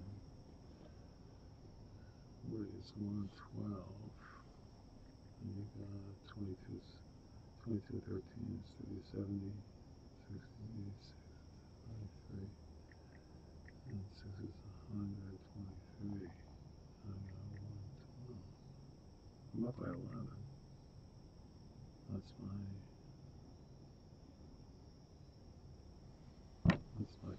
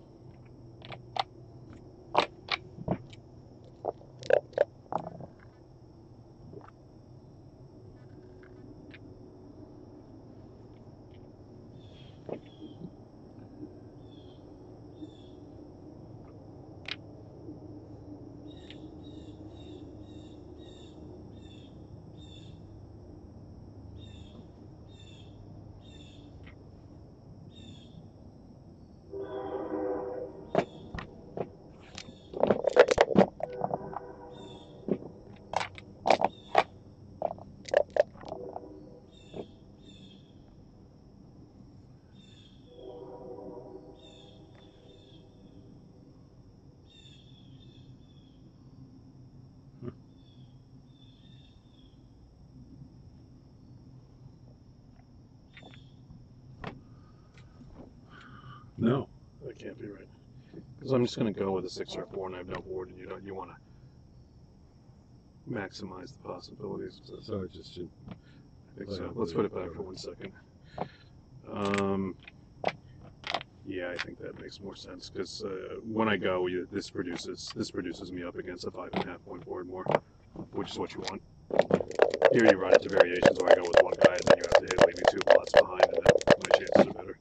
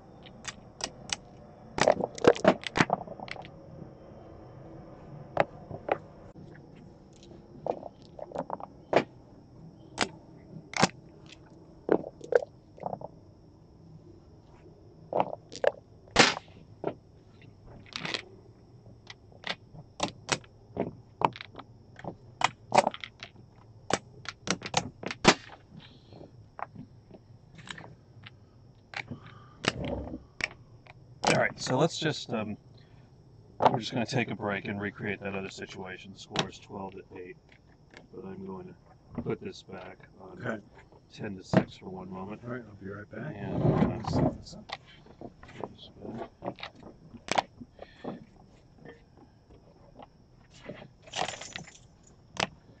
This is over here, and I'm holding 2 cube.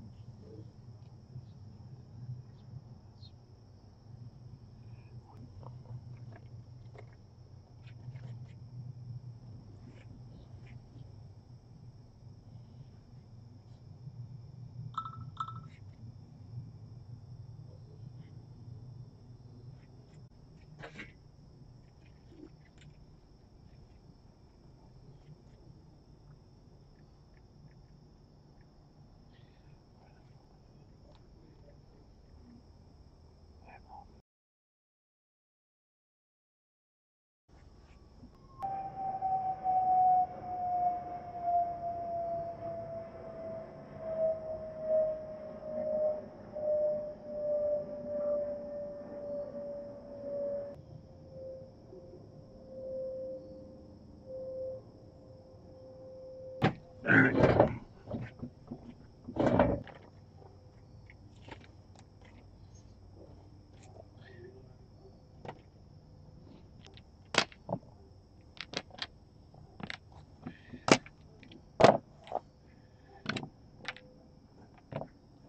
I'll text it to John. I think he'll tell us the answer. No need XG.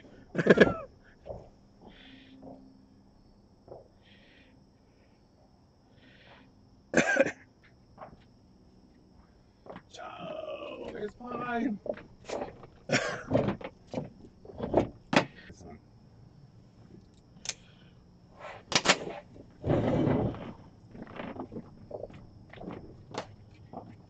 You're back. It's We're Glenn. back. Stop it. Stop it. Yes.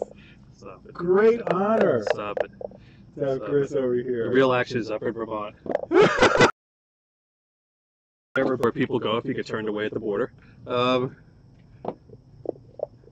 Best action in the North Country. Probably only action in the North Country.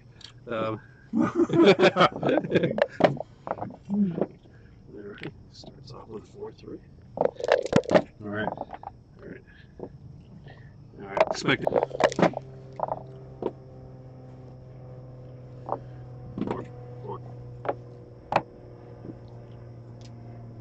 Okay, we got the blot hitting contest over here. Blotting contest. Confident about that. You know, they say backhand is ultimately a racing game. Alright. So I can come in with the 1 and hit the 5, but you already have 3 men at my board, so this is going to be a long game, so I'm just going to make it a permanent asset. Goes for the asset.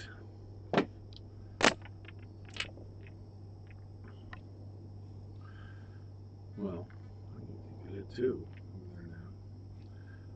But it's an asset. A couple people commented in our stream that they're laughing out loud at our commentary. I don't know if they're laughing with us, at us. But that could be the advantage. We can appeal to all types. Chris Trencher, the new voice of backgammon, right here. You got it first. Not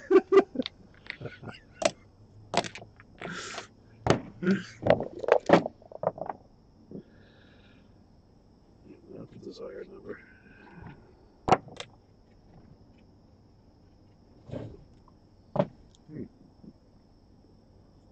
Did you see something better? Slide the 5.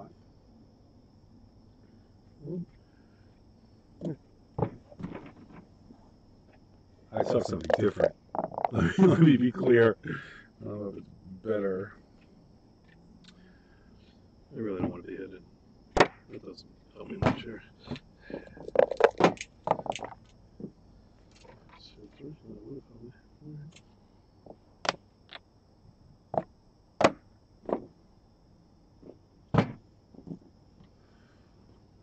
Well, it's clear I need to set a double here, so it's not going to be able to put my home board.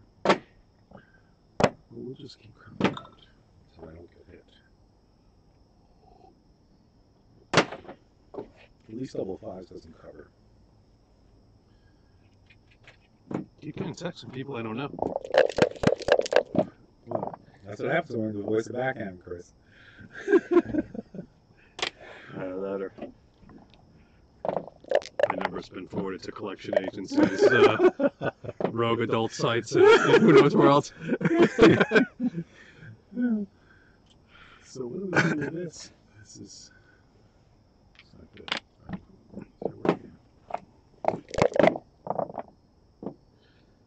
Huh.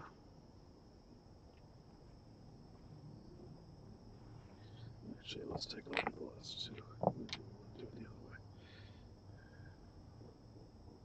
No, this way.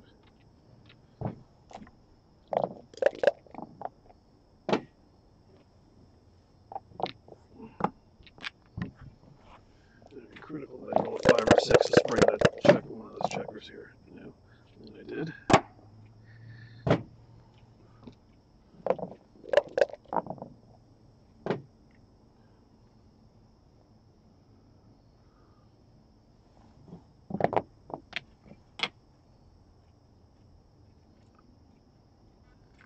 Oh, I can't risk. I'm combat, by the way, that would have been a big error. You'd have 6s, 5s, 1s, and you have no board. And I have 3-point board. It's clear that it makes no sense. Yep.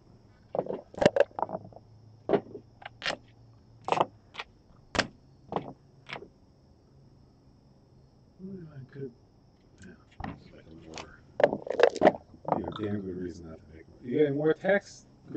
Chris, you're the new voice of backgammon. You're getting a lot of text. Let's see what's going on here.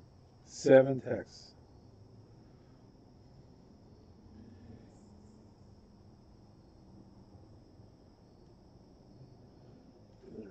John O'Hagan says we are 86% to win here. That's considerably higher than we have, so it makes it an easy redouble pass.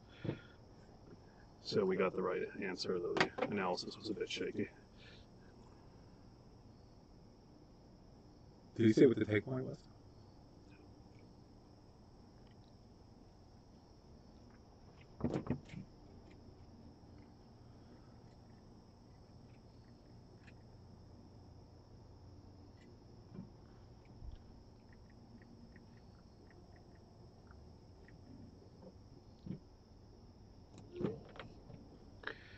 All right. So,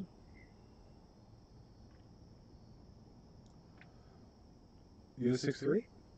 yes. What did you make your 5 point? Because I'm just considering if there's any merit to coming out with 2. Oh, you can come out with 2. Let's count. Let's do the count. All right.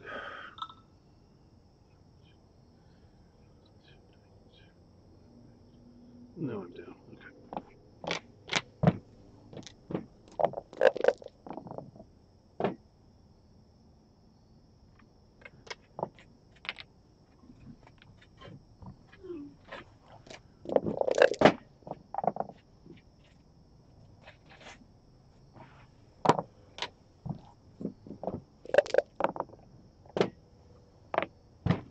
Let's see the only place you can put it to hide the blood.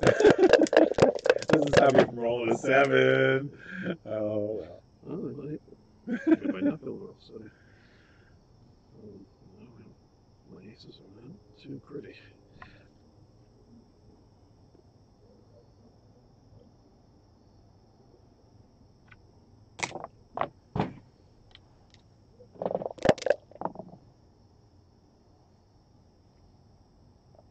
Speaking of 7s.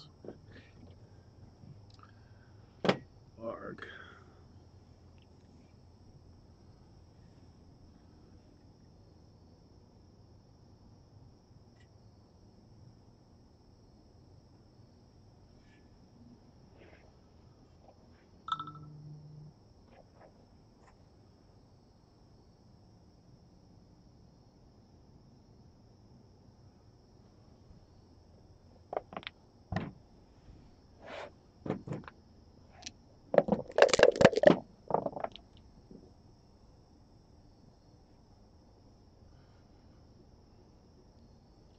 Hitting would not appear to be an option.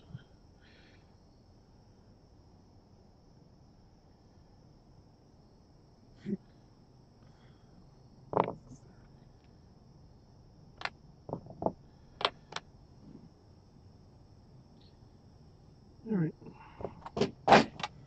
All right. Double ones.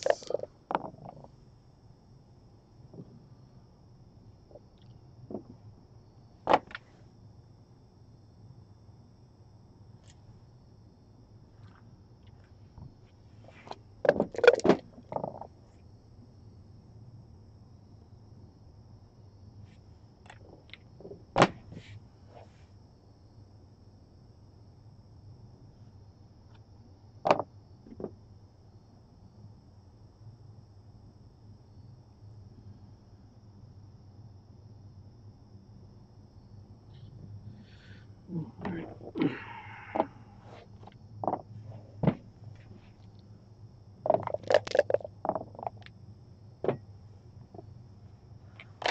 Ah. That's too bad.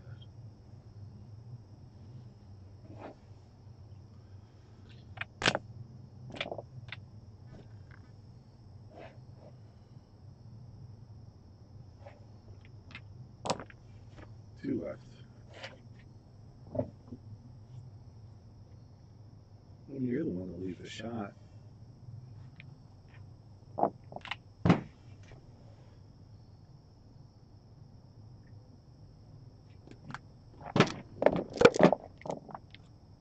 not. That was a hell of a roll, Chris. Oh, God.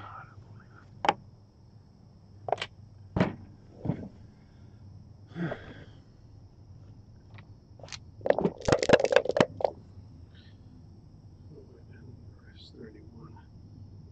24 is 55, 85. You have 32, 42, 50, 64. So it's, so it's runs.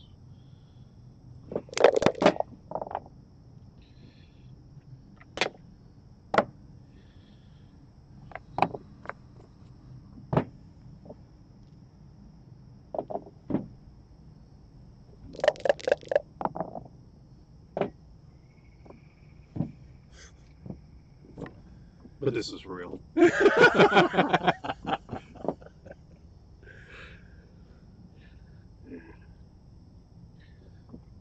feel like I've got such a big weight now. I could.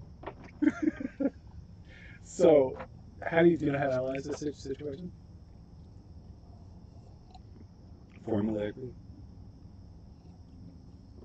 So let's look at crossovers. You're way down on the wrist. 31, 38, 49, 79. You have 42, 50, 75. You only have 4 pips. So the race is even. So this is just a clear pass. You have to be way up here.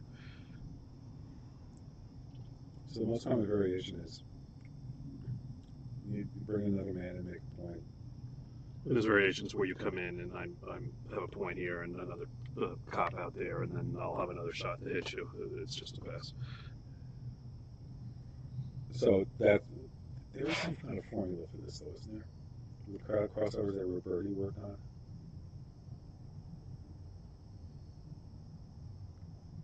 Well, I think at a sufficient match score,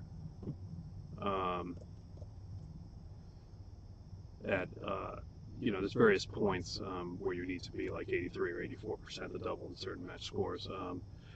That I've studied this, something like when you're doubling 2-way, 4-way to play for the match. But here it's just a pass. Yeah, I'm just looking, for folks who are watching, under what circumstances would they take? I mean, I agree it's a drop, but I mean, under what circumstances would this be, in fact, a take when your 6-point is open? If you had, for example, this situation. Well, this would just never be a take. I mean, how could this be a take? Or how could this be a take? Yeah.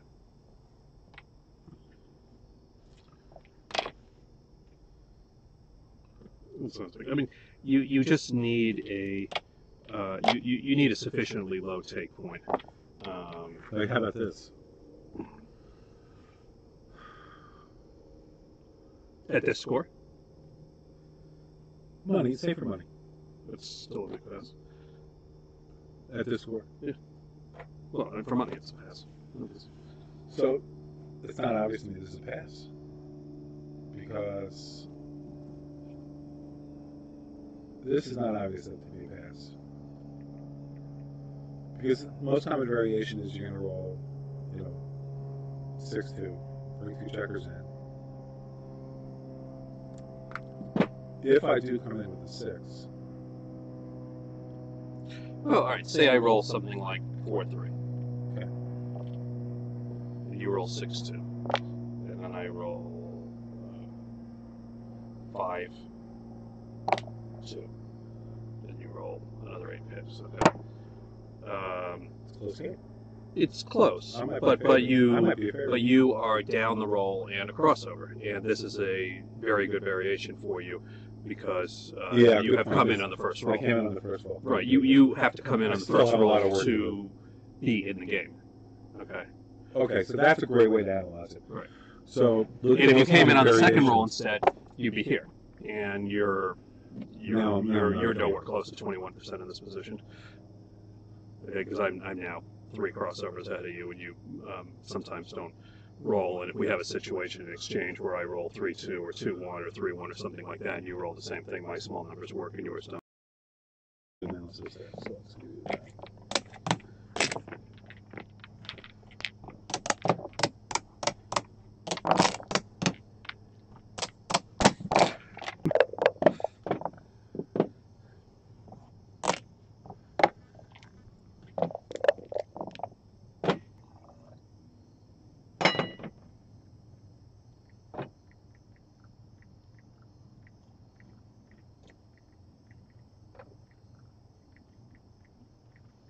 Shrimp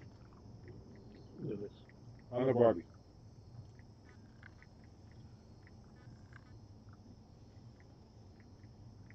Yum. With butter.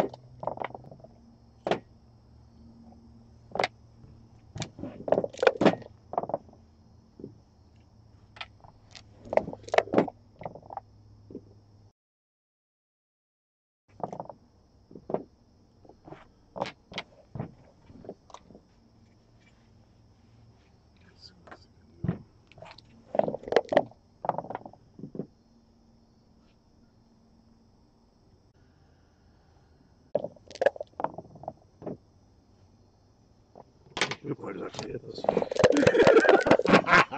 Big bar!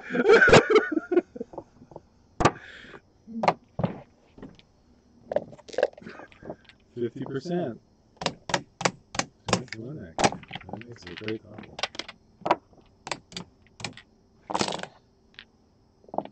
And a great take.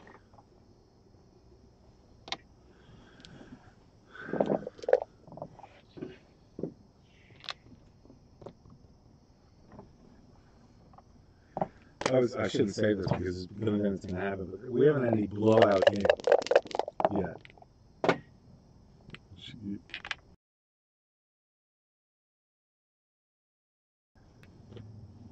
Yeah, keep it going.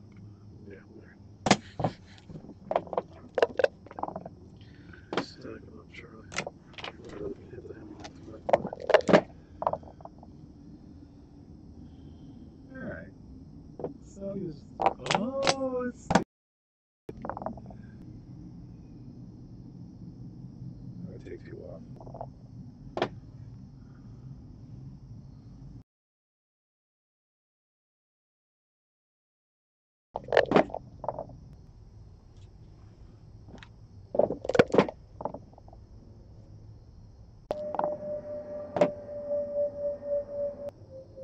So 52.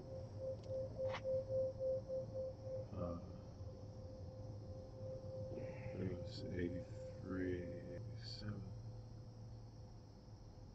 85. What?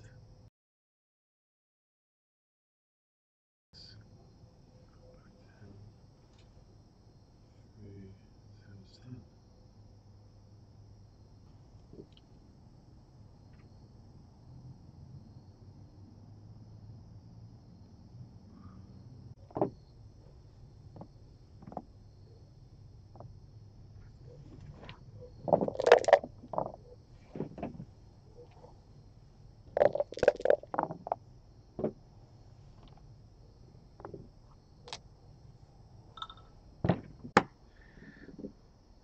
make 2 in if you want. Oh, sorry.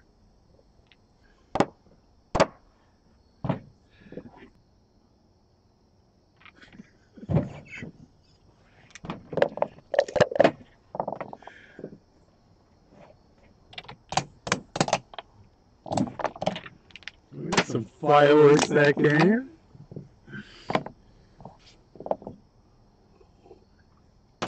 Chris is shaking his head in disbelief.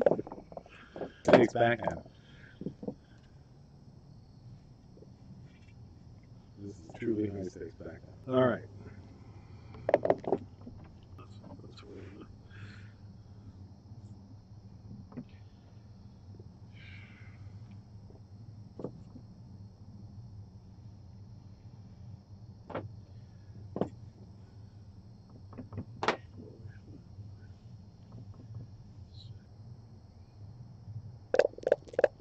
We'll look at this one. This is it. I would have dropped this, but You could very well.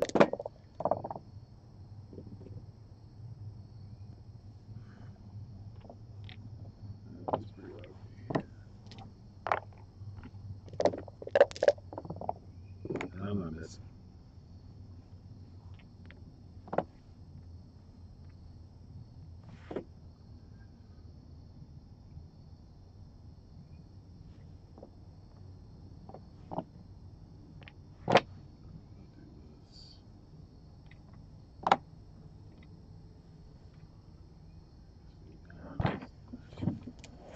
What do you think of that? I think that's correct. Roll.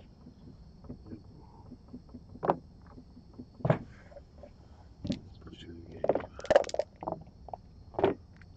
Really in the game. You roll 6 here. What's that? I said I'm really in the game. You roll the 6 up there.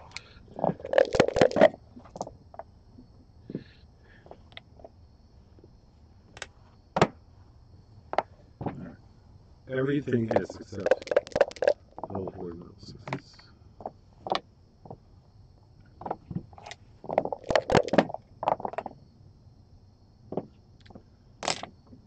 I think you're ahead in the race.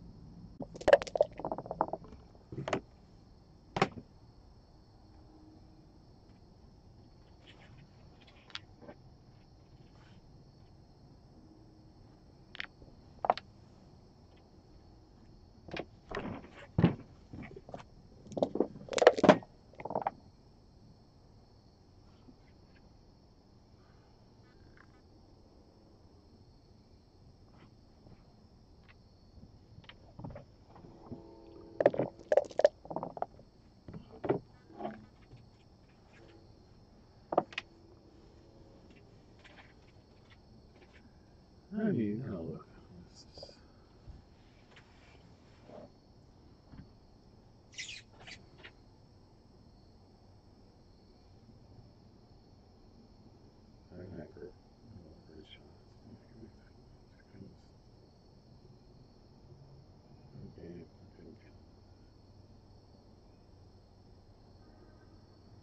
You're not doing BBQ. Talk about this. What do you think? That's my thought. I feel like I think it's probably right. I mean, I don't. I feel like you- it's a dead cube. It's the like, cube is pretty much dead. I mean, cube's certainly dead. I'm I think it gives you a chance to win. I mean, you're almost everything makes a 5-point board if I fan, and you've got to try and scamper around. And if everything goes perfectly, I've got enough outside for you to win a gammon. So Cool.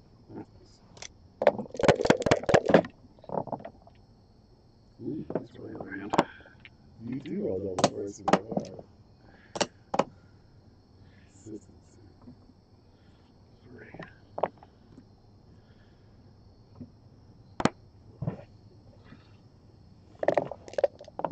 3.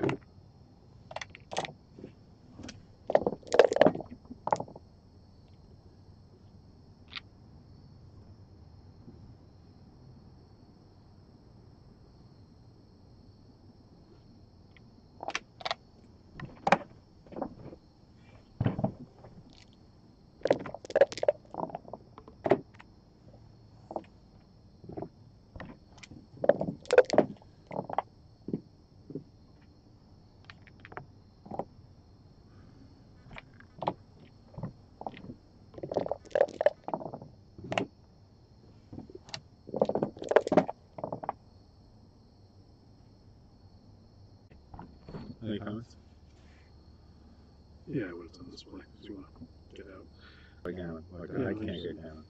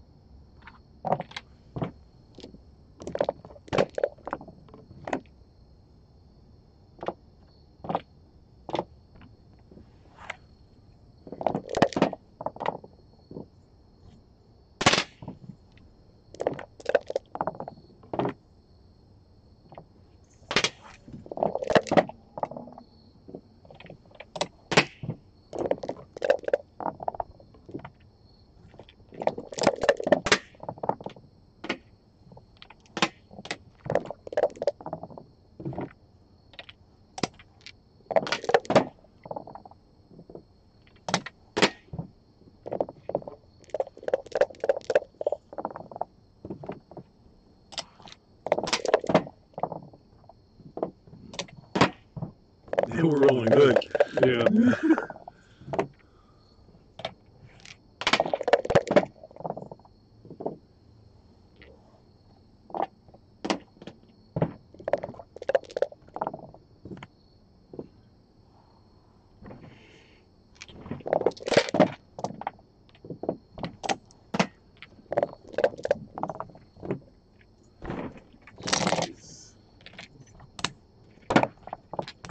Should have you out before I left the shop.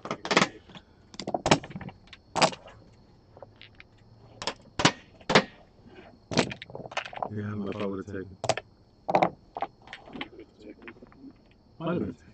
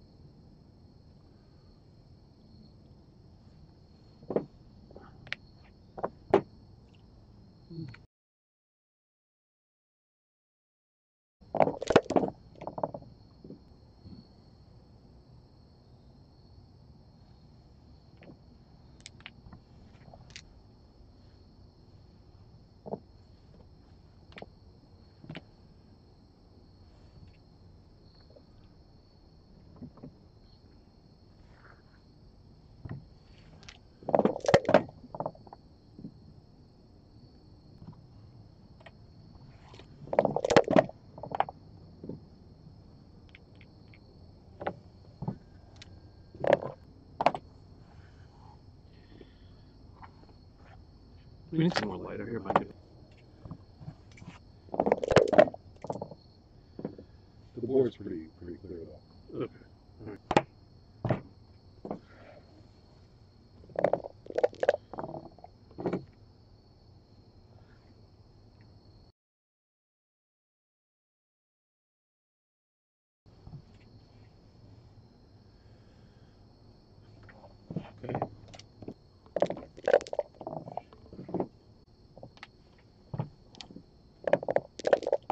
these are typical kind of games. We have these. What do I do with this?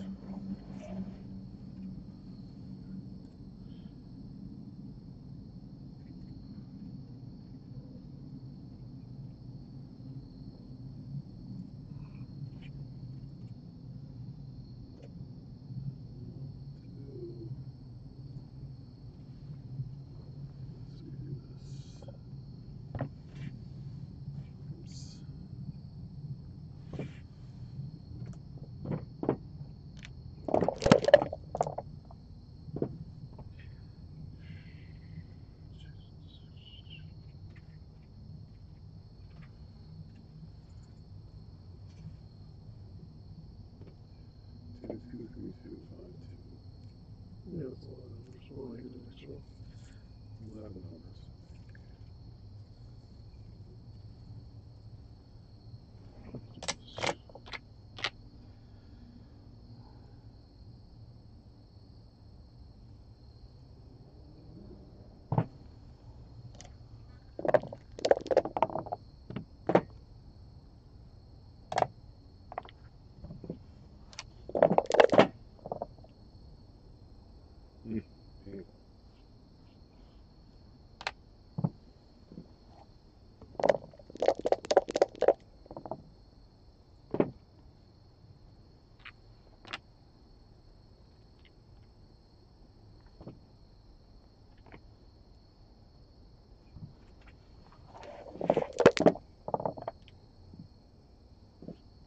See, I should have done it.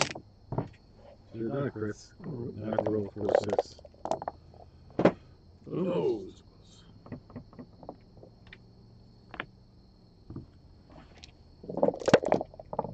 We'll hit it anyway.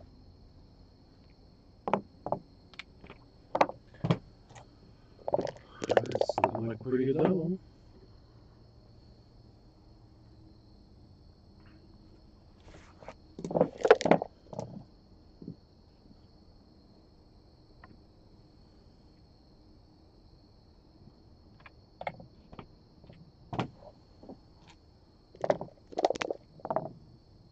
There it is.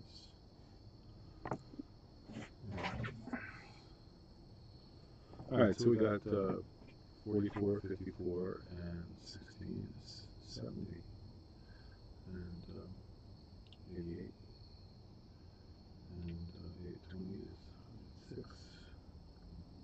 And you got 89 is 34,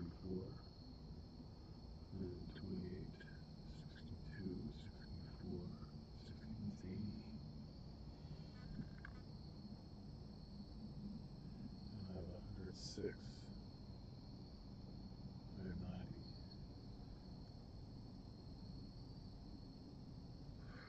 Down by 10. Down by 10.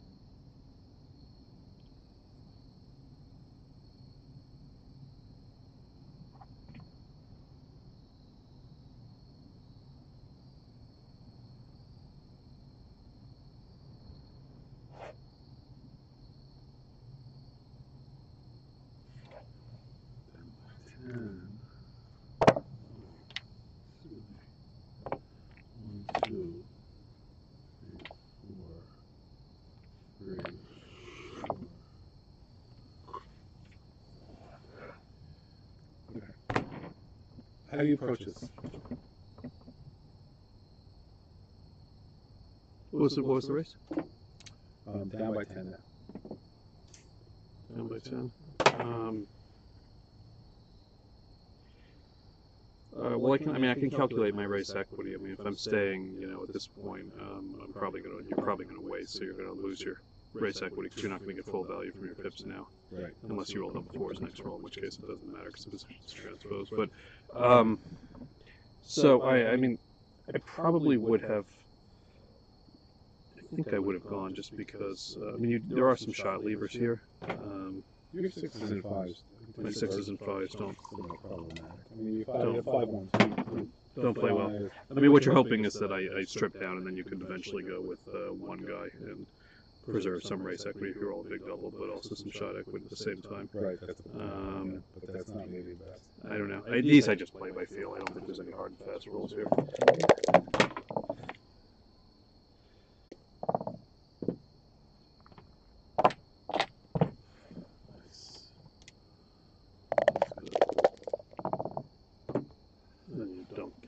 something like this. Right. Shot. Now I won't roll. Come on, baby. Oh, one more chance.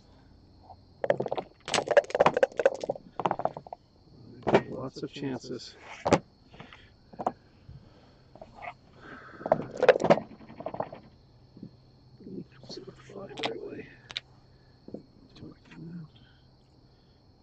Nines, 11s, 7, 2, 15, 19.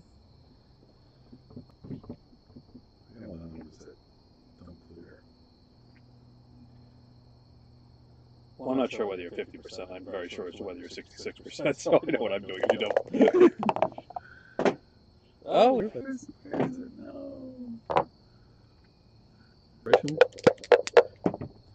Kirby. my best.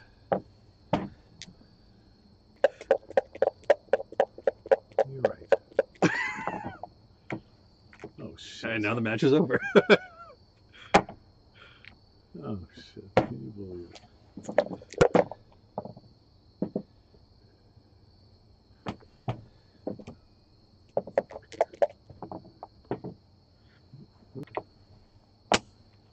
I think you're a huge favorite. Yeah, I do. So you're not going to come down without a fight. Oh, nice good roll. I saw the one pop up. That's needed there. Where's the one, Chris? Come